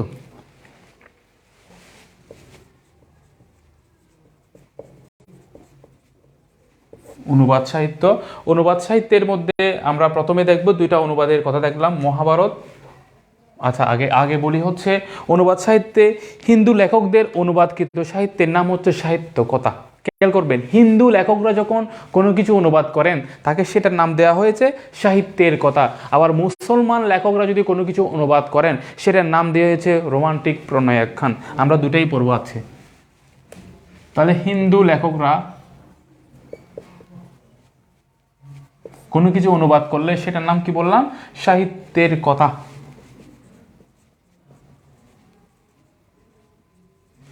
আর মুসলমান লেখক যদি করে, যদিও বা এই হিন্দু মুসলমান এই দ্বন্দ্ব কিন্তু আগে থাকলেও বর্তমান সময়ে এসে এটা একদম নাই বললে চলে লেখালেখিতে, যে যত ভালো লিখতে পারে। তবে কিন্তু আগে এই বিষয়টা হচ্ছে কিন্তু অনেক বেশি পরিলক্ষিত ছিল। ঠিক আছে, রোমান্টিক প্রণয়কান শাহ মোহাম্মদ সগিররা, দৌলত ওজির বাহারাম খানরা, তারপর সৈয়দ হামজারা যা লিখেছিলেন অথবা যা করেছিলেন আর কি, রোমান্টিক আলাউলরা, রোমান্টিক প্রণয়োপাখ্যান। ঠিক আছে, তাহলে হিন্দু লেখকরা যদি কোনো কিছু অনুবাদ করেন, ফার্সি, ঠিক আছে, ইরানের কোনো কিছু, অথবা যদি দেখি আমরা আফগানিস্তানের কোনো কিছু, পাকিস্তানের কোনো কিছু, অথবা অন্য দেশের কোনো কিছু, যদি যে কোনো দেশ হতে পারে, সেটা যদি অনুবাদ করে থাকেন বাংলা ভাষায়, সেটাকে বলা হতো, হিন্দুরা করলে, হিন্দি ভাষা থেকে করলে হিন্দুরা সেটার নাম সাহিত্য কথা, মুসলমানরা যদি ফার্সি ভাষা থেকে করতো সেটার নাম রোমান্টিক প্রণয়োপাখ্যান। যেমনটা আমরা ইউসুফ জোলাকে দেখি, শাহ মোহাম্মদ সগির, কিন্তু ওটা উনি লিখেন না, এটা লিখেছেন কে? আব্দুর রহমান জামি লিখেছেন, ফার্সি একজন কবি। হোয়াটএভার, আমরা সামনে দেখবো। আচ্ছা ঠিক আছে, আমরা জানলাম হিন্দু লেখকরা কোনো কিছু অনুবাদ করলে সাহিত্যের কথা, মুসলমান লেখক কোনো কিছু অনুবাদ করলে সেটার নাম রোমান্টিক প্রণয়োপাখ্যান। ঠিক আছে, এরপর আজকে আমরা দেখব 2টা আলোচিত গ্রন্থ, মহাভারত পরীক্ষার আসার উপযোগী। মহাভারতের মূল রচনা করেন কে? এবার বাইবাতে অনেককে জিজ্ঞেস করা হয়েছে, যারা হিন্দু তারা পুরো নামটা ভালো মতো মুখস্থ করে নেবেন, ভালো মতো জানতে হবে পুরো নামটা, কারণ এটা আপনাকে অবশ্যই জিজ্ঞেস করতে পারে। ভাইবাতে এবার জিজ্ঞেস করা হয়েছে অনেককে মহাভারতের রচয়িতাকে, তখন আপনাকে জানতে হবে কৃষ্ণ দ্বৈপায়ন বেদব্যাস, কৃষ্ণ দ্বৈপায়ন ব্যাসদেব, না অনেকে ব্যাসদেব বলে ফেলে, এটার নাম কি? বেদব্যাস। আপনারা, আমার স্পেলিং ভুল হতে পারে, আপনারা একটু মিলিয়ে নেবেন। ঠিক আছে, বেদব্যাস। এটার অনুবাদ করেন হচ্ছে কবীন্দ্র। অনেকে অনুবাদ করেন, সবচাইতে গ্রহণযোগ্য এবং শ্রেষ্ঠ অনুবাদক বলা হয় কবীন্দ্র পরমেশ্বরকে। কাকে বলা হয়? কবীন্দ্র পরমেশ্বর। যেগুলো সবচাইতে কোর ইনফরমেশন, এগুলো আপনাদেরকে প্রোভাইড করার চেষ্টা করা হচ্ছে। তো আশা করি এগুলাই ভালো মতো আগে দেখবেন, এরপরে এক্সট্রা অ্যাড করার থাকলে অ্যাড করবেন। এরপর রামায়ণ।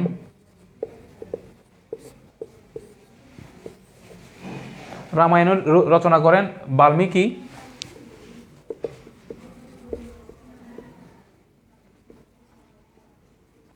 না বুঝলে শুনবেন, বাল্মীকি রামায়ণ রচনা করবেন বাল্মীকি, এবং এটার আবারও শ্রেষ্ঠ অনুবাদক হচ্ছে কৃত্তিবাস ওঝা।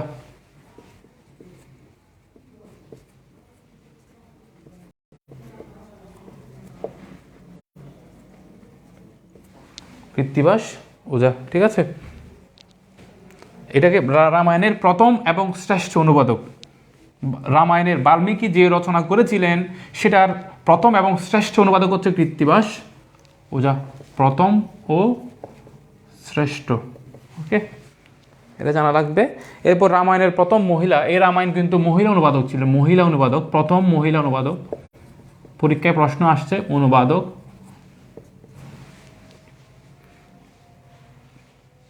চন্দ্রাবতী,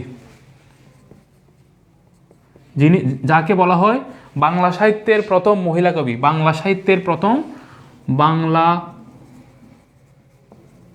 সাহিত্যের প্রথম মহিলা কবি, তার নাম কি? চন্দ্রাবতী। এই চন্দ্রাবতী বেসিক্যালি এই আমাদের রামায়ণটা প্রথম মহিলা অনুবাদক হিসেবে অনুবাদ করেছিলেন, মহিলা কবি, এবং উনি আসলে বাংলা সাহিত্যের প্রথম মহিলা কবি। এর আগে মেয়েরা কবিতা লিখতো না, মেয়েরা কোনো কবিতা লিখতো না। এই চন্দ্রাবতী কিন্তু প্রথম মেয়ে হিসেবে কবিতা লেখার সাহস দেখিয়েছেন, এই জন্য ওনাকে বলা হয় বাংলা সাহিত্যের প্রথম মহিলা কবি, এবং উনি কিন্তু রামায়ণের অনুবাদ করেছিলেন, তাও প্রথম মহিলা কবি হিসেবে, ঠিক আছে। তাহলে মহাভারত এবং রামায়ণ সম্পর্কিত ইনফরমেশন এগুলো ইম্পর্টেন্ট, এগুলোর থেকে ঘুরে ফিরে পরীক্ষায় প্রশ্ন আসে। তবে কনফিউশন এরাইজ হওয়ার যে জায়গাটা সেটা হচ্ছে অনেকে বুঝতে চায় না অথবা বোঝে না, সেটা হচ্ছে রচনা কে করেছিলেন, অনুবাদ কে করেছেন। আপনি একটা লেখা ইংলিশে লিখেছেন, এটা আমি ট্রান্সলেট করে বাংলায় লিখলাম, দ্যাট মিনস মূল রচয়িতা আমি না, কিন্তু এটা জিনিসটা বুঝতে হবে। অনেকেই হয়তোবা মহাভারতের নাম আসলে এটাকে কৃষ্ণদেবরায় ব্যাস হবে নাকি সেটা কবীন্দ্র পরমেশ্বর হবে, কনফিউজড হয়ে যান। কনফিউজড হওয়ার সুযোগ নেই, অনুবাদক বললে কবীন্দ্র পরমেশ্বর, এবং রচয়িতা মূল রচয়িতা বললে কৃষ্ণদেবরায় ব্যাস। এখানেও ঠিক তদ্রূপ, রচনা বললে বাল্মীকি, অনুবাদক, এগুলো কিন্তু অনুবাদ অনেকেই করেছেন, এটা হচ্ছে শ্রেষ্ঠ অনুবাদক আর কি, এই জন্য এটা পরীক্ষা ইম্পর্টেন্ট। ওকে, এটা মহিলা অনুবাদক চন্দ্রাবতী, এতটুকু ইম্পর্টেন্ট। এরপর আমরা চলে যাব হচ্ছে আরও দেখবো আমরা, তারপরও আমরা রোমান্টিক প্রণয় উপাখ্যানের একটা কিছু বিষয় দেখবো।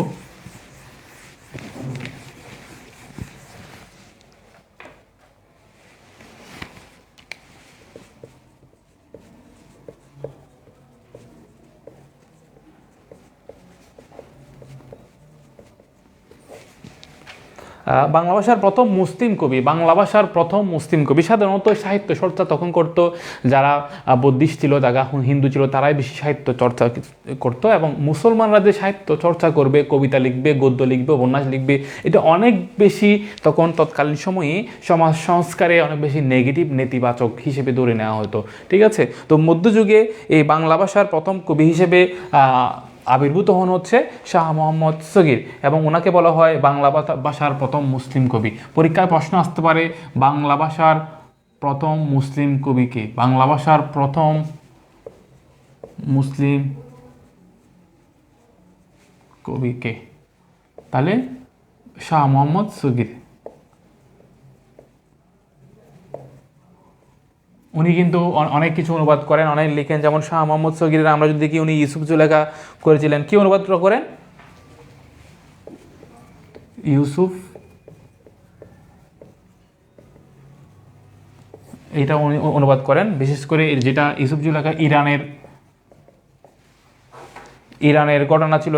এই কাব্যের, এই ইউসুফ জুলেখা কাব্যের পাঠ্যভূমি ছিল হচ্ছে ইরানের ঘটনাকে কেন্দ্র করে ইউসুফ জুলেখা লিখেছিলেন আব্দুর রহমান জামি।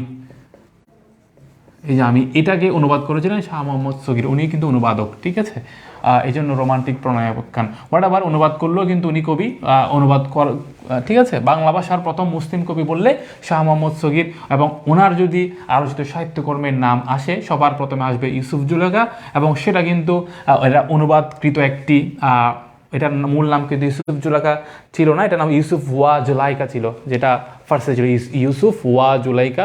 যদিও বা এইভাবে আমাদের পরীক্ষা আসে না, আমাদের ইউসুফ জুলেখায় আসে। হোয়াটএভার, শাহ মোহাম্মদ সগীর অনুবাদ করেছেন, আব্দুর রহমান জামি মূল রচনা, এটা দেখতে হবে। শুধুমাত্র ইউসুফ জুলেখা দেখলেই যদি বলা হয় ইউসুফ জুলেখার মূল রচনা কে করেছেন, তখন কিন্তু শাহ মোহাম্মদ শৌকির অ্যান্সার হবে না, এটা হবে আব্দুর রহমান জামি। কারণ এটার অনুবাদ অনেকেই করেছেন, সবচাইতে বেশি গ্রহণযোগ্য অনুবাদ হচ্ছে শাহ মোহাম্মদ শৌকির। হোয়াটএভার। এরপর আমরা আরও কিছু দেখব, কিছু অনুদিত গ্রন্থ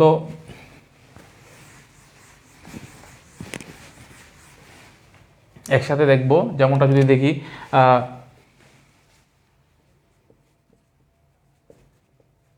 মহাভারত, রামায়ণ,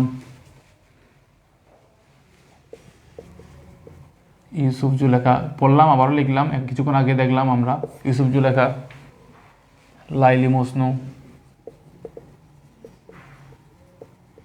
প্রত্যেকটা বিষয় কোনো না কোনো পরীক্ষা আসা এবং সামনেও আসতে পারে।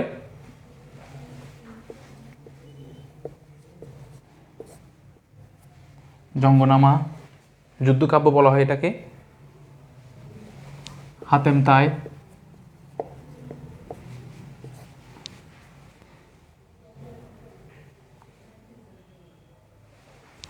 নূরনামা,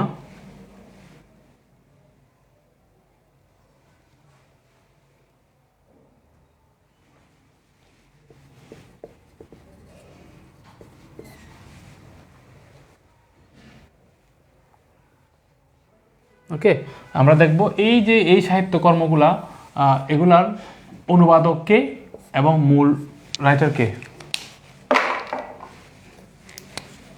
আমরা কিছুক্ষণ আগে দেখলাম বেদব্যাস, মূল রচনা করেছিলেন কবীন্দ্র পরমেশ্বর। আমরা দেখেছিলাম বাল্মীকি, আর এদিকে করেছেন কৃত্তিবাস ওঝা। ইউসুফ জুলেখা আব্দুর রহমান জামি, কলম।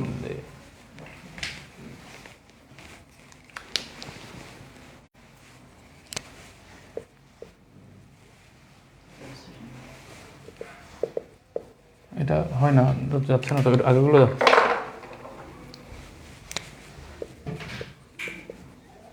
জামি এটা করে শাহ অনেকেই করে, তার মধ্যে আলোচিত হচ্ছে শাহ মোহাম্মদ শৌকির। শাহ মোহাম্মদ শৌকির করেন, ফকির গরিবুল্লাহ করেন, হাকিম করেন, অনেকে করেন। খেয়াল করেন, এটা শুধুমাত্র উনি করেন তা না, গরিবুল্লাহ। লাইলি মজনু, এটা অনেকবার অনেক পরীক্ষা আসছে।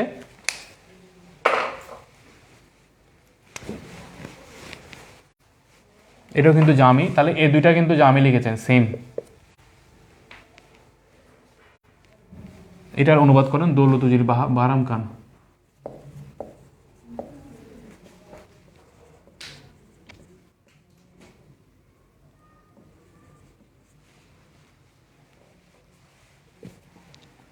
জঙ্গনামা এটা যুদ্ধকাব্য, এটা ফকির গরিবুল্লাহ করেন।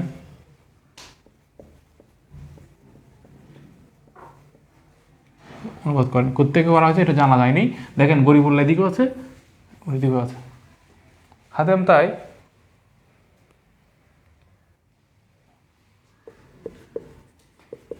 এটা ইম্পর্টেন্ট না, এদিকে সরি,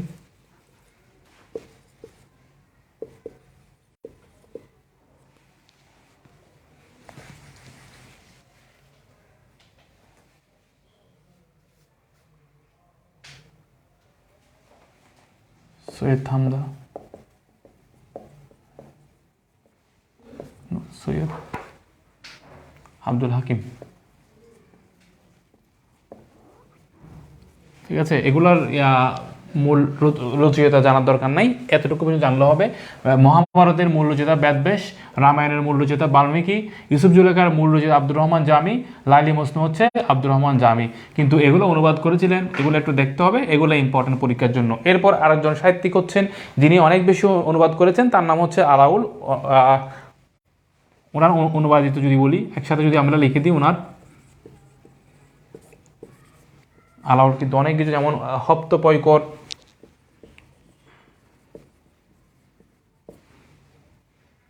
সিকান্দার নামা,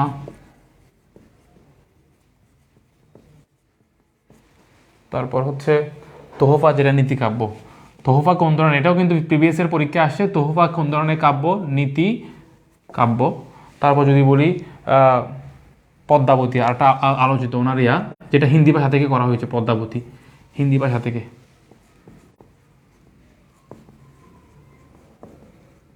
তো অনুবাদ সাহিত্য যদি বলি, এগুলাই দেখলে হবে, এগুলাই ইম্পর্টেন্ট, পরীক্ষার আসার উপযোগী। অনুবাদ সাহিত্যের কথা যদি বলি, এগুলাই ইম্পর্টেন্ট, এগুলাই পরীক্ষার আসার উপযোগী।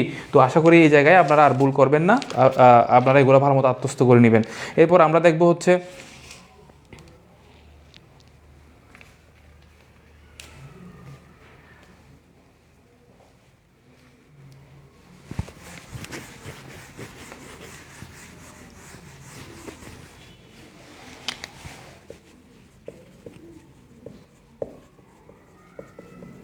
আরকান রাজসভা। এই আরকান রাজসভার আদিকবি বলা হয় কাকে?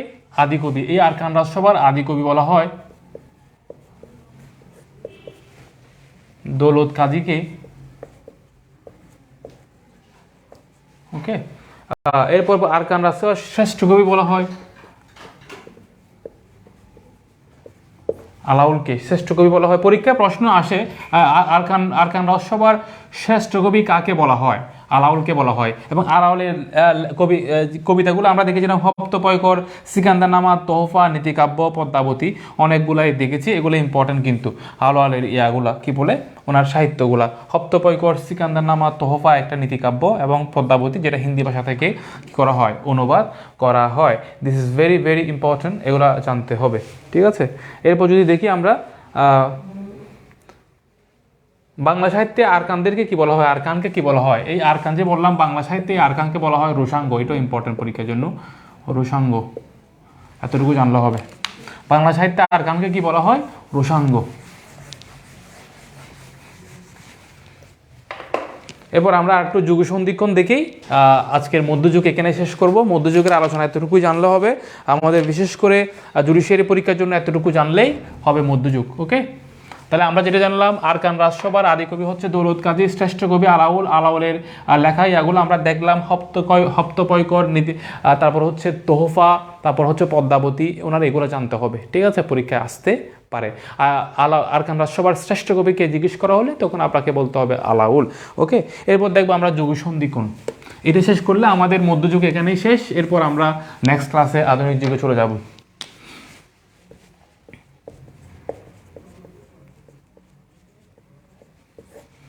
যুগ সন্ধিক্ষণ, যেটা বেসিক্যালি যুগ সন্ধিক্ষণ একটা পিরিয়ডের নাম, এটা সময়কালের নাম। এটা হচ্ছে 1760 সাল থেকে 1860 সাল পর্যন্ত সময়কে বেসিক্যালি বলা হয় যুগ সন্ধিক্ষণ।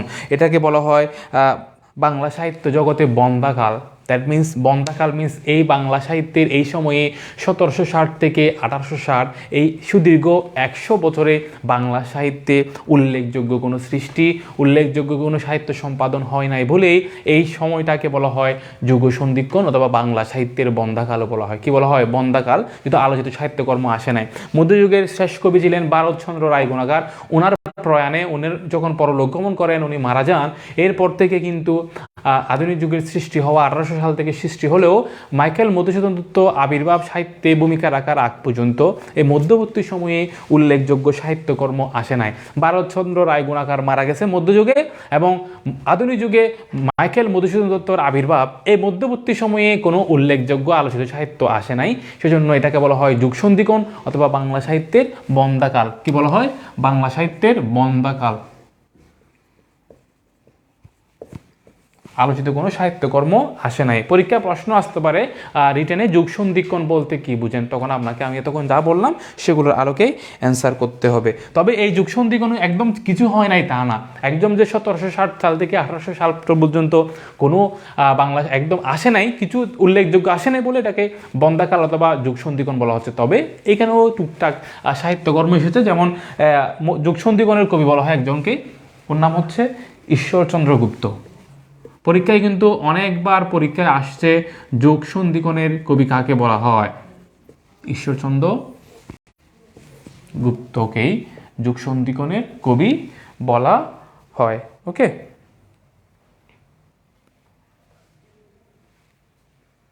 এরপর আমরা দেখব একটু করে কবিগান কি? কবিগান কি?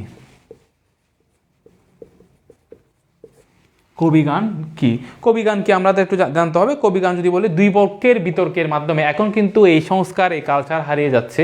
অনেক সময় আমরা আমাদের পূর্বপুরুষ অথবা আগের প্রজন্ম থেকে শুনেছি এই কবিগানের কথা শুনেছি, বাট আমরা যখন বেড়ে উঠতেছি তখন এই কবিগান আস্তে আস্তে আস্তে আস্তে কী হচ্ছে, বিলুপ্তির পথে। ওকে, কবিগানটা হচ্ছে বিতর্কে, দুই পক্ষের বিতর্কের মাধ্যমে যে গান অনুষ্ঠিত হতো, এক পক্ষ দাঁড়াবে অন্য পক্ষে, গানে গানে যে বিতর্ক, এক কথায় গানে গানে যে বিতর্ক, সেটা হচ্ছে কবিগান। গানের মাধ্যমে বিতর্ক।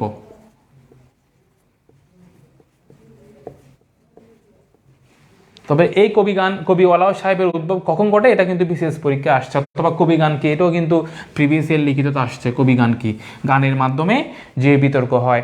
এই কবিগানে যারা গান করেন তাদেরকে বলা হয় কি? কবিয়াল। এবং কবিয়ালদের মধ্যে উল্লেখযোগ্য কবি হচ্ছে গোজলাগুই। যেগুলো একদম কোর ইনফরমেশন, এগুলো আপনাদেরকে প্রোভাইড করার চেষ্টা করা হচ্ছে। অ্যান্টনি ফিরিঙ্গি, দুজনের নাম দেখেন, গোজলাগুই, অ্যান্টনি ফিরিঙ্গি। এগুলো পড়তে পড়তে আত্মস্থ হয়ে যেতে হবে। ওকে, গোজলাগুই এবং অ্যান্টনি ফিরিঙ্গি। গানের মাধ্যমে বিতর্ক হওয়ার মাধ্যমে যে আসর বসানো হয় সেটা হচ্ছে কবিগান। কবিগান যারা করেন তাদেরকে বলা হয় কবিয়াল। উল্লেখযোগ্য কবিয়াল নাম হচ্ছে বাংলা সাহিত্য গোজলাগুই, এবং ওনাকে কবিগানের আদিকবি বলা হয় কিন্তু। গোজলাগুই, অ্যান্টনি ফিরিঙ্গি, অ্যান্টনি ফিরিঙ্গি। এরপর আমরা দেখবো হচ্ছে পুঁথি সাহিত্য কি? পুঁথি সাহিত্য কি?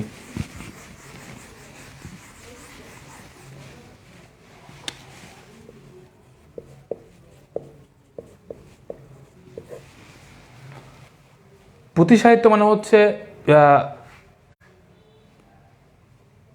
ইসলামী চেতনা সমৃদ্ধ সাহিত্যকে পুঁথি সাহিত্য বলা হয়। ইসলামী চেতনা সমৃদ্ধ সাহিত্যকে বলা হয় পুঁথি সাহিত্য। ঠিক আছে, পুঁথি সাহিত্য যখন আসবে তখন এভাবে অ্যান্সার করতে হবে।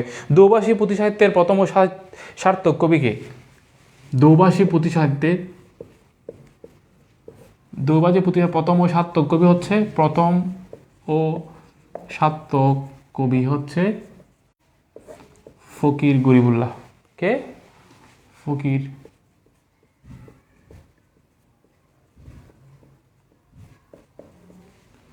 আপনাদের প্রশ্ন, মুসলিম হয়েও কে অথবা কোন সাহিত্যিক অথবা কোন কবি নাথ সাহিত্য লিখেছেন? মুসলিম হয়েও কোন কবি নাথ সাহিত্য লিখেছেন? একটু বলবেন, নাথ সাহিত্য লিখেছেন।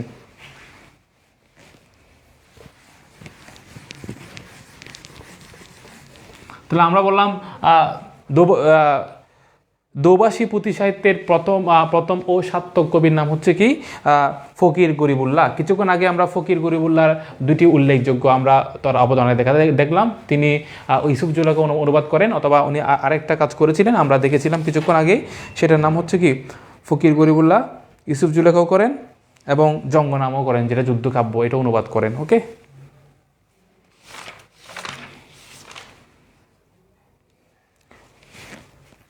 একজন অ্যান্সার করেছেন সাইদা স্বর্ণালী গরিবুল্লাহ। গরিবুল্লাহ না, নাথ সাহিত্য রচনা করেন হচ্ছে শেখ ফৈজুল্লাহ। শেখ ফৈজুল্লাহ। এই যে গোরক্ষ বিজয় যিনি লিখেছিলেন নাথ সাহিত্য, গোরক্ষ বিজয় লিখেছেন, এগুলো কিন্তু পরীক্ষায় কনফিউজ করবে। গরিবুল্লাহ এবং ফৈজুল্লাহ যদি বা মিল রয়েছে, গরিবুল্লাহ এবং ফৈজুল্লাহ মিল রয়েছে, কিন্তু শেখ ফৈজুল্লাহ হচ্ছে নাথ সাহিত্য। এবং সেখানে আরেকটা বিষয় ছিল, এটার নাম কি? নাথ সাহিত্যের পাশাপাশি মর্সিয়া সাহিত্য। নাথ সাহিত্য এবং মর্সিয়া সাহিত্য দুই ক্ষেত্রেই সমানভাবে অবদান রেখেছিলেন শেখ ফৈজুল্লাহ। এই গরিবুল্লাহ আর ফৈজুল্লাহ বেশ কম রয়েছে। সঞ্জিদা আহমেদ জানাচ্ছেন, স্যার আগামী মাসে যদি 16তম সার্কুলার দিলে প্রিলি কবে নাগাদ হতে পারে? প্রিলি আমি অনেক আগে থেকে বলে আসতেছি, প্রিলিটা 23 জানুয়ারি থেকে রমজান, 22 অথবা 23 জানুয়ারি থেকে রমজান। রমজানে প্রিলিমিনারি পরীক্ষা বিগত সময়ে কখনো হয় নাই, সামনে নিকট ভবিষ্যতে হওয়ার কোনো পসিবিলিটি নাই। হলে মার্চের এই 22-এর আগে, মানে 1 থেকে 20 তারিখের মধ্যে হওয়ার সম্ভাবনা, না হয় একসাথে ঈদের পর। ঈদের পর হলে মার্চ থেকে এপ্রিল, 22 এপ্রিল কি হবে আপনার ঈদ হবে হয়তো বা মেয়ের ফার্স্ট উইকে। তার মানে যেটা ধারণা করা যাচ্ছে মার্চের 1 থেকে 20 তারিখের মধ্যে, অথবা মেয়ের ফার্স্ট উইকে। সঞ্জিদা আহমেদ আশা করি উত্তর পেয়েছেন, মেয়ের ফার্স্ট উইকে। যদি মেয়ের ফার্স্ট উইকে হয় তখন একটু ঝামেলায় পড়ে যাবেন। যদি মার্চে হয় সেটা আপনাদের জন্য ভালো হবে, মার্চে হলে সেটা ভালো হবে। সার্কুলার দিয়ে যদি একসাথে পরীক্ষার ডেট দিয়ে ফেলে সেটা ভালো হবে, কারণ এই বছর কিন্তু বাংলাদেশের উল্লেখযোগ্য একটা ঘটনা হতে যাচ্ছে, এটা ন্যাশনাল ইলেকশন। তো তো ইলেকশনকে প্রেক্ষাপট, ইলেকশনকে বিবেচনা রেখেই কিন্তু যদি মাঝখানেই আপনাদের পড়ে যায় লিখিত এবং যদি ভাইবার জন্য সময় না পান, তাহলে হয়তো বা এটা অনেক বেশি লেন্দিও হতে পারে দেশের সামগ্রিক পরিস্থিতি বিবেচনায়। ঠিক আছে, তো মার্চে হলে ভালো। তো আপনারা মাইন্ডসেট রাখেন মার্চের মিডলে পরীক্ষাটা হবে, এই মাইন্ডসেট আপ রাখেন। ওকে, নাও হতে পারে, তবে এই মাইন্ডসেট আপ রেখে প্রিপারেশন নিলে লুজার হবেন না। ওকে, এরপর আমরা দেখব হচ্ছে বাংলা টপ্পা গানের জনককে, রামনিধি গুপ্ত। এগুলো একটা জেনে রাখবেন, বাংলা টপ্পা গানের জনক এগুলো আসতে পারে আবার নাও আসতে পারে, বিগত সময়ে বিসিএস আসছে জন্য আপনাদেরকে বলা। টপ্পা গানের জনক হচ্ছে রামনিধি গুপ্ত। ওকে, দ্যাটস অল অ্যাবাউট মধ্যযুগ আমরা এখানে শেষ করছি। মধ্যযুগের যেগুলো মানে আশার উপযোগী ইনফরমেশন, আমি যদি কোর ইনফরমেশনগুলো আপনাদেরকে শেয়ার করার চেষ্টা ছিল, কারণ এখান থেকে প্রাচীন যুগ এবং মধ্যযুগ মিলে আমাকে 2 অথবা 3 নম্বরের প্রশ্ন লিখিততে আসবে, প্রিলিতে 1 নাম্বার আসতেও পারে, নাও আসতে পারে। সেজন্য যেগুলো কোর ইনফরমেশন পরীক্ষায় যেগুলো আশার উপযোগী বলে আমার মনে হয়েছে সেগুলো আপনাদেরকে শেয়ার করেছি। আপনারা নিজেরা যখন আবারও পড়তে যাবেন তখন আমি যেগুলো বলেছিলাম সবার আগে সেগুলো পড়বেন। এগুলো পরে ভালো করে ধারণ করতে পারে, ভালো করে আত্মস্থ করতে পারলে তখন আপনারা আরও ইনফরমেশন অ্যাড করবেন। আশা করি বুঝতে পেরেছেন। এরপর আমরা আজকে ব্যাকরণের যে বিষয়টা আলোচনা করার জন্য আমরা প্রথমে করেছিলাম সেগুলো একটু দেখব।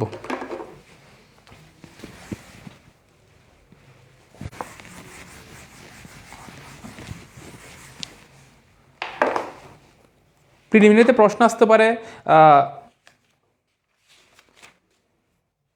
আমরা শব্দ প্রকরণ পর্ব বলছিলাম। শব্দ প্রকরণের ক্ষেত্রে আমরা পুরুষবাচক এবং স্ত্রীবাচক শব্দ প্রিলিমিনারিতে আসতেও পারে, যেমন নিত্য স্ত্রীবাচক, যেগুলো ইম্পর্টেন্ট, আমি যেগুলো সবচেয়ে বেশি ইম্পর্টেন্ট সেগুলো আপনাকে বলবো। নিত্য স্ত্রীবাচক, কতগুলো নিত্য, সবসময় নিত্য স্ত্রীবাচক শব্দ কোনগুলো হয় একটু দেখে নিতে হবে। নিত্য স্ত্রীবাচক শব্দ সতীন, সৎমা, এও দায়।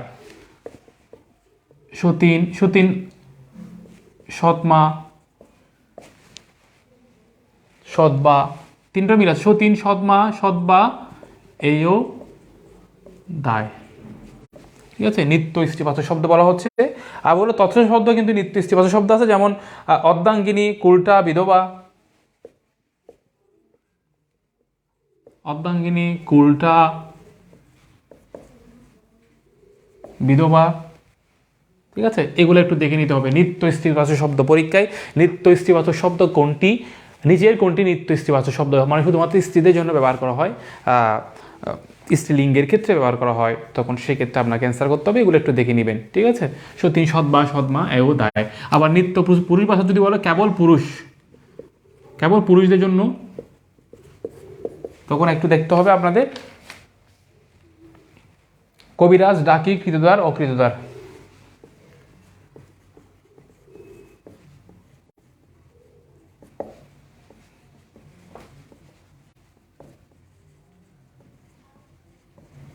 আর আপনাদেরকে বাক্যশুদ্ধির জন্য যেটা প্রোভাইড করা হয়েছে সেখান থেকে আগে প্রিভিয়াস ইয়ার বিসিএস এবং প্রিভিয়াস ইয়ার জুডিশিয়ারি সলভ করবেন।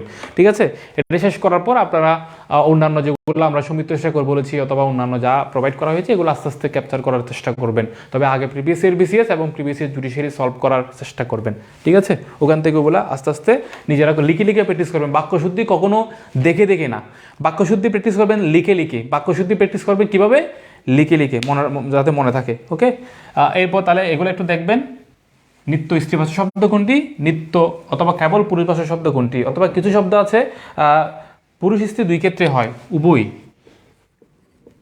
পুরুষবাচক এবং স্ত্রীবাচক 2 ক্ষেত্রে হয়। যেমন যদি বলি জন, পাখি, শিশু,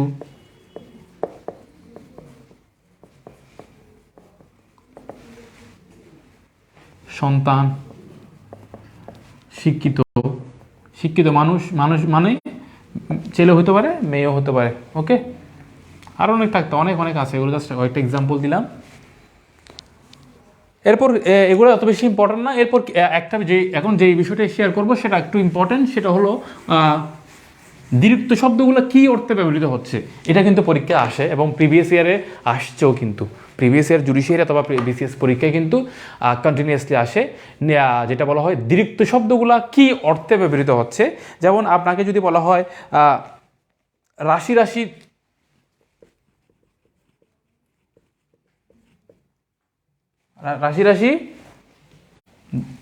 দন, ঠিক আছে। এখানে রাশি রাশি কী অর্থে দ্বিরুক্ত, কী অর্থে দ্বিরুক্ত হয়েছে এটা ইম্পর্টেন্ট, আধিক্য অর্থে। তো এগুলোর জন্য আপনাকে অনেকগুলো প্র্যাকটিস করতে হবে কিন্তু আধিক্য অর্থে। যদি বলা হয় আমি জ্বর জ্বর বোধ করছি, জ্বর জ্বর, এটা কি মিন করতেছে? আমি জ্বর জ্বর বোধ করছি, অনেকে বলে আই ফিল ফেভারিশ, হ্যাঁ, জ্বর আসে নাই, জ্বর জ্বর বোধ করতেছি। তো এই জ্বর জ্বর মানে কি মিন করা হচ্ছে? সামান্য, এখনো আসতেছে না, আসবে সামনে, সামান্য জ্বর জ্বর বোধ করছি। আমি পুরো সেন্টেন্সটা লিখতেছি না, আমার রাশি রাশি দন রয়েছে, অথবা তার রাশি রাশি দন রয়েছে, রাশি রাশি অনেক কিছু থাকতে পারে, রাশি রাশি যখন বলবে সেটা আধিক্য। আমি জ্বর জ্বর বোধ করছি, সামান্য, এখনো জ্বরটা আসে নাই। ওকে, এরপর যদি বলি আমরা গরম গরম,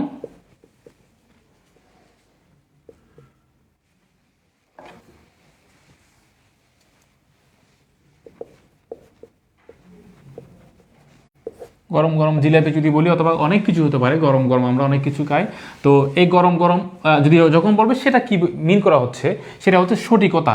কারণ জিলাপি খাইতে হবে গরম গরম, ঠান্ডা আর খাওয়া যায় না। যেটা গরম খাওয়ার কথা, গরম খাবার সেটা গরমে খেতে হবে, যেটা ঠান্ডা করে খাইতে হবে সেটা ঠান্ডায় খেতে হবে। যখন ওরকম মিন করবে তখন সেটা হচ্ছে কারেক্টনেস, সঠিকতা, ঠিক আছে। তো এই বিষয়টা আপনাকে ধরতে হবে, এগুলো কিন্তু পরীক্ষা আসে, প্রিভিয়াস ইয়ারে এমসিকিউ আকারে আসে, সেজন্য এগুলোতে ভুল না করেন। ওকে, এরপর যদি বলা হয়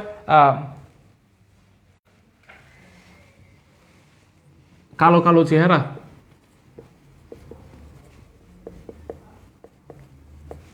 এখানে কালো কালো কি অর্থে দ্বিরুক্ত, কি অর্থে দ্বিরুক্ত, কালো কালো কি অর্থে দ্বিরুক্ত?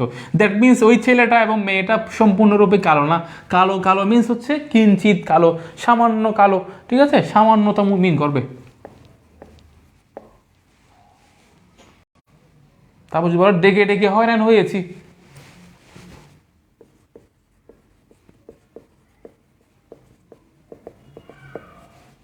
ডেকে ডেকে হয়রান হয়েছে, তাকে আমি কন্টিনিউসলি ডাকতে আসি, সে কোনো প্রকার সাড়া দিচ্ছি না, ডেকে ডেকে হয়রান হচ্ছে, ফ্রিকুয়েন্টলি আমি তাকে বারবার ডাকতেছি, দিচ্ছে না। এই ডেকে ডেকে এই যে দ্বিরুক্তগুলো বারবার হচ্ছে, এখানে কি মিন করা হচ্ছে? পৌনপুনিকতা, যেটাকে ইংলিশে বলা হয় ফ্রিকুয়েন্টলি, ঠিক আছে, পৌনপুনিকতা।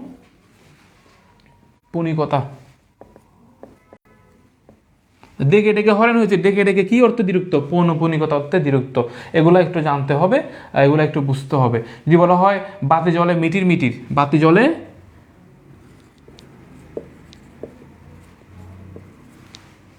মিটির মিটির, এখানে মিটির মিটির কি অর্থ দ্বিরুক্ত? এটা হচ্ছে মিটির মিটির বিশেষণ বোঝাতে, কেমনে জলে, বাতি কেমনে জলে, অ্যাজেক্টিভ আমরা ইংলিশে যেটা বলি, যেটা দোষ গুণ অবস্থা সংখ্যা পরিমাপ বোঝায়, সেটাকে বিশেষণ বলা হয়, অ্যাজেক্টিভ বলা হয়। তো বাতি যে জলে, এটা কেমনে জলে, এটা মিটির মিটির জলে নাকি খুব বেশি আলোকিত করে জলে, এটা একটা অবস্থা, এই জন্য এটাকে বলা হয় বিশেষণ বোঝাতে। মিটির মিটির কীভাবে? বিশেষণ বোঝাতে। ওকে, এরকম আরও অজস্র এক্সাম্পল আছে। যেমন যদি ছেলেটিকে চোখে চোখে রাখো, ছেলেটিকে মেয়েটিকে চোখে চোখে রাখো, পরীক্ষা আসে কিন্তু এগুলা, চোখে চোখে পরীক্ষা আসে, চোখে চোখে রাখো, তার মানে হচ্ছে তাকে দেখে দেখে দেখে শুনে সতর্কতা, কনসার্ন হয়ে রাখো তাকে। সেই যখন শিশু ছেলেটি যাতে কোনো প্রকার অ্যানোমেলি ক্রিয়েট করতে না পারে, সেজন্য তাকে দেখে দেখে রাখো। তাহলে দেখে দেখে মানে হচ্ছে এখানে কনসার্নেস যদি বলে সতর্কতা। ওকে, তো এরকম আরও অজস্র দ্বিরুক্ত আছে, সেগুলা আসলে কি মিন করতেছে আপনারা একটু দেখে নেবেন। এই দ্বিরুক্ত শব্দ দ্বারা কি মিন করা হচ্ছে, এগুলো প্রিলিমিনারির জন্য, রিটেনে না। রিটেনে তো আমি সিলেবাস বলেছিলাম, রিটেনে যেগুলো আছে আমি বলি, রিটেনে গ্রামার পার্টে যেগুলো আছে এগুলো কিন্তু grammar part 60 to 70% totally based on memorisation. এক কথায় প্রকাশ, মুখস্থ করতে হবে, সমার্থ শব্দ মুখস্থ করতে হবে, বিপরীত শব্দ মুখস্থ করতে হবে, বাগধারা মুখস্থ করতে হবে। আবার বাক্য রূপান্তর হয়তো কিছুটা বোঝার বিষয় আছে, বাক্য রূপান্তর সরল থেকে জটিল। আবার হচ্ছে বাক্য শুদ্ধি, তাও কিন্তু আপনাকে বানানগুলো লিখে লিখে মুখস্থ করতে হবে, এগুলো বোঝার কিছু নাই। তারপরেও কিছু টেকনিক থাকতে পারে, তবে আপনাকে লিখে লিখে প্র্যাকটিস করতে হবে। ভুল বানানটা আসলে কি রস্যকার নাকি দীর্ঘকার, সেটাও আপনাকে ভালো মতো লিখেই প্র্যাকটিস করতে হবে। অনেকে ভুল বানানটাও কিন্তু ভুল লিখে, ঠিক আছে, ভুল বানান রস্যকার হবে, দীর্ঘকার না। তো এরকম ভুলগুলা আমরা কমন মিস্টেক যেগুলো করি, অ্যাভয়েড কমন মিস্টেক, তো এইভাবে করতে হয়। আর যেগুলো বোঝার আছে, যেমনটা বলি কারক বিভক্তি সমাস এগুলো আপনাকে বুঝতে হবে, এগুলো বুঝেই আপনাকে এগুলো মুখস্থ করার কিছু নেই। কারক বিভক্তি সমাস, পারিভাষিক শব্দ আপনি মুখস্থ করবেন, এক কথায় প্রকাশ মুখস্থ করবেন, বিপরীত শব্দ, সমার্থ শব্দ। তবে মুখস্থ করার ক্ষেত্রে কোনগুলো আগে প্রায়োরিটি দিবেন সেটা হচ্ছে previous year BCS, previous year judiciary, বিভিন্ন পিএসসির প্রশ্ন। আমি সবসময় এটাই বলি, আমি নিজের প্রস্তুতি নেওয়ার সময় সবসময় এটাই মেনটেন করতাম। ইম্পর্টেন্স বলতে আসলে কোনগুলো ইম্পর্টেন্ট সেগুলো বিসিএসে যেগুলো আসে, জুডিশিয়ারিতে কারণ দেখবেন ওখান থেকে কিন্তু আমি যদি কোয়েশ্চেন করি আমি আগে ওগুলো দেখবো না কোয়েশ্চেনে দেওয়ার জন্য। তো সব ক্ষেত্রে সবাই এটা মেনটেন করে, সেজন্য আবার বলবো ওগুলো আস্তে আস্তে গুছিয়ে ফেলেন আর কি, ঠিক আছে। এরপর যদি বলি তাহলে আমাদের দ্বিরুক্তিগুলো এভাবে আপনাদেরকে দেখতে হবে, যে যেমনটা বলেছিলাম। এরপর আমরা একটা লাস্ট আজকে বিষয় শেষ করব, সেটা হচ্ছে সংখ্যাবাচক শব্দ। সংখ্যাবাচক শব্দ কয় প্রকার, এটাও কিন্তু প্রিলিমিনারিতে আসে অনেক সময়। সংখ্যাবাচক, আমরা কালকে ক্লাসে এখানে সমাস পড়ব, সমাসটা ইম্পর্টেন্ট লিখিতের জন্য। সংখ্যাবাচক শব্দ হচ্ছে 4 প্রকার। কয় প্রকার? 4 প্রকার, ওকে। প্রথম প্রকার যদি বলা হয় অঙ্ক বা সংখ্যাবাচক শব্দ, তারপর যদি বলা হয় গণনা বা পরিমাণবাচক, পরীক্ষা আসতে পারে। তারপর যদি দেখি ক্রম বা পূরণবাচক,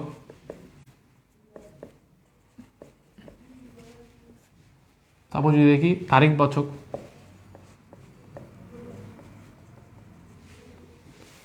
আমরা যখন 1 লিখবো সেটাকে বলা হয় অঙ্কবাচক শব্দ, 2 লিখলে সেটা অঙ্কবাচক শব্দ, 3 লিখলেও সেটা অঙ্কবাচক, 4 লিখলেও সেটা অঙ্কবাচক।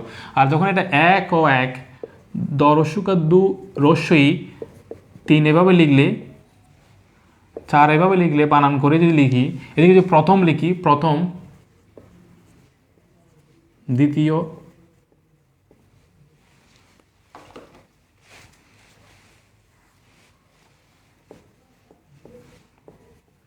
তৃতীয়, চতুর্থ, এভাবে লিখি। দেখেন ফার্স্ট, সেকেন্ড, থার্ড, ফোর্থ, ওদিকে 1 2 3 4 এভাবে লিখি, 1 2 3 বানান করি, প্রথম দ্বিতীয় এভাবে লিখলে ক্রম বা পূরণবাচক। প্রশ্ন আসতে পারে আপনাকে, নিচের কোনটি ক্রমবাচক শব্দ অথবা নিচের কোনটি পূরণবাচক। এটাও খেয়াল রাখবেন, ক্রম পূরণ একই কথা, ক্রম পূরণ একই কথা, গণনা পরিমাণ একই কথা, অঙ্ক সংখ্যা একই কথা, তিনটার সিনোনিমাস ওয়ার্ড আছে। আর এদিকে যখন আমরা বলি পহেলা বৈশাখ, দোসরা বৈশাখ অথবা পহেলা জানুয়ারি বলি না, পহেলা, দোসরা, তেসরা, চৌঠা, এই 4টা কিন্তু তারিখবাচক শব্দ, এবং এগুলোকে বলা হয়, এগুলো হিন্দি ভাষা থেকে আসছে, এগুলো হিন্দি ভাষার শব্দ। কোন ভাষার শব্দ? হিন্দি ভাষার শব্দ, এটা জানতে হবে। এই প্রথম তারিখবাচক শব্দের প্রথম 4টি, তারিখবাচক শব্দের প্রথম 4টি হচ্ছে হিন্দি ভাষার শব্দ, হিন্দি ভাষার শব্দ। পহেলা, দোসরা, তেসরা এবং চৌঠা, 4 নভেম্বর, 3 নভেম্বর, 2 সেপ্টেম্বর, যেটা বলি এখানে বাংলা অথবা ইংলিশের ক্ষেত্রে, এই প্রথম থেকে 4 পর্যন্ত, পহেলা থেকে 4 পর্যন্ত হিন্দি ভাষার শব্দ। এবং তারিখবাচক শব্দগুলো আমরা যদি এটা 1 প্রথম দিনকে বলা হয় 1, তো যখন তারিখবাচক শব্দের ক্ষেত্রে ইউজ করবো এটা পহেলা, দোসরা, তেসরা, চৌঠা অথবা 5ই 6ই আমরা বলি এভাবে। যখন আমরা বলবো যে তুমি ক্লাসে ফার্স্ট হয়েছো নাকি সেকেন্ড হয়েছো, তোমার ক্রম কত, মেধাক্রম কত তোমার, যেমন আমি 14th 14তম হয়েছি, তো এটা কোন শব্দ? ক্রম বা পূরণবাচক। প্রথম, দ্বিতীয়, তৃতীয়, চতুর্থ, এটা 14 না, 14তম, ঠিক আছে। এটা হচ্ছে চতুর্দশ হবে, চতুর্দশ, এখানে 14তম না, চতুর্দশ, ত্রয়োদশ, দ্বাদশ, এইভাবে। আবার এদিকে 1 ও 1 2, এদিকে হবে 14 এইভাবে, এটা ওকে, এদিকে হবে চতুর্দশ, আর এদিকে হবে কি 14ই, আর এদিকে হবে 14, ওকে। তাহলে এইভাবে হলে সংখ্যা আকারে লিখলে অঙ্ক বা সংখ্যাবাচক, এভাবে লিখলে সেটা গণনা বা পরিমাণবাচক, বানান করে এভাবে লিখলে। আমরা যদি সিরিয়াল করে লিখি তখন ক্রম বা পূরণ, তারিখবাচক, এভাবে একটু দেখতে হবে। পরীক্ষায় প্রশ্ন প্রিলিমিনারিতে আসতে পারে, প্রিলিমিনারিতে আসতে পারে। আর আরেকটা বিষয় আমরা শেয়ার করব, সেটা হলো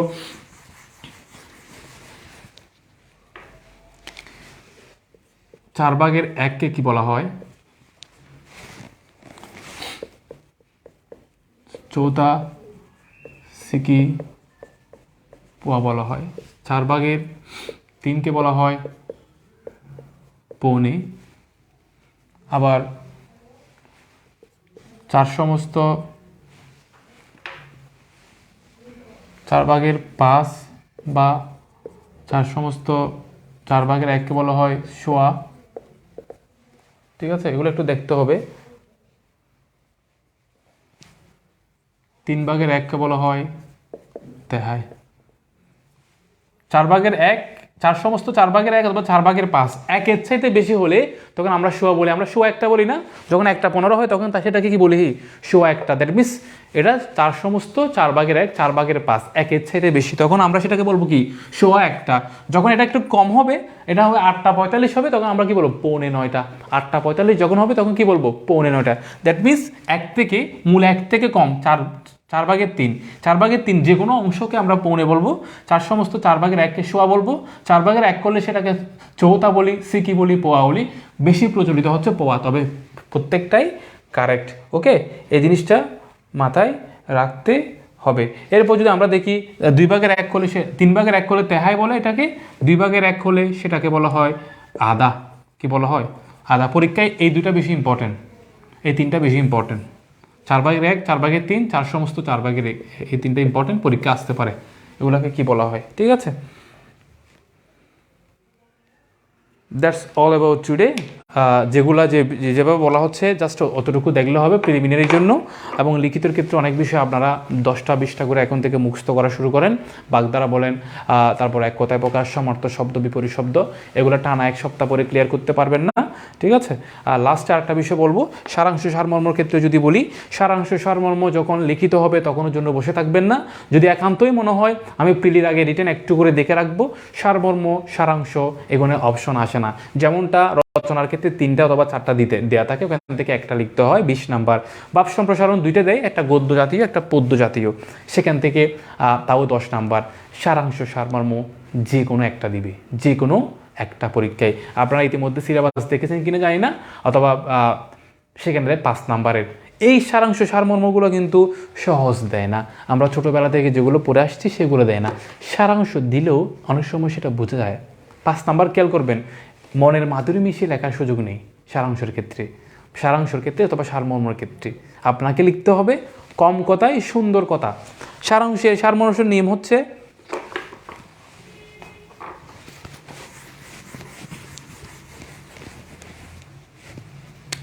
সারাংশ বলেন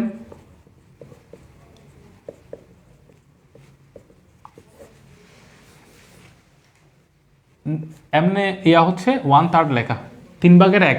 সারাংশের ক্ষেত্রে সামারাই বলি, ইংলিশে সামারি বলি, অথবা এখানে সারাংশ বলি, ইংলিশে সামারিও আসে।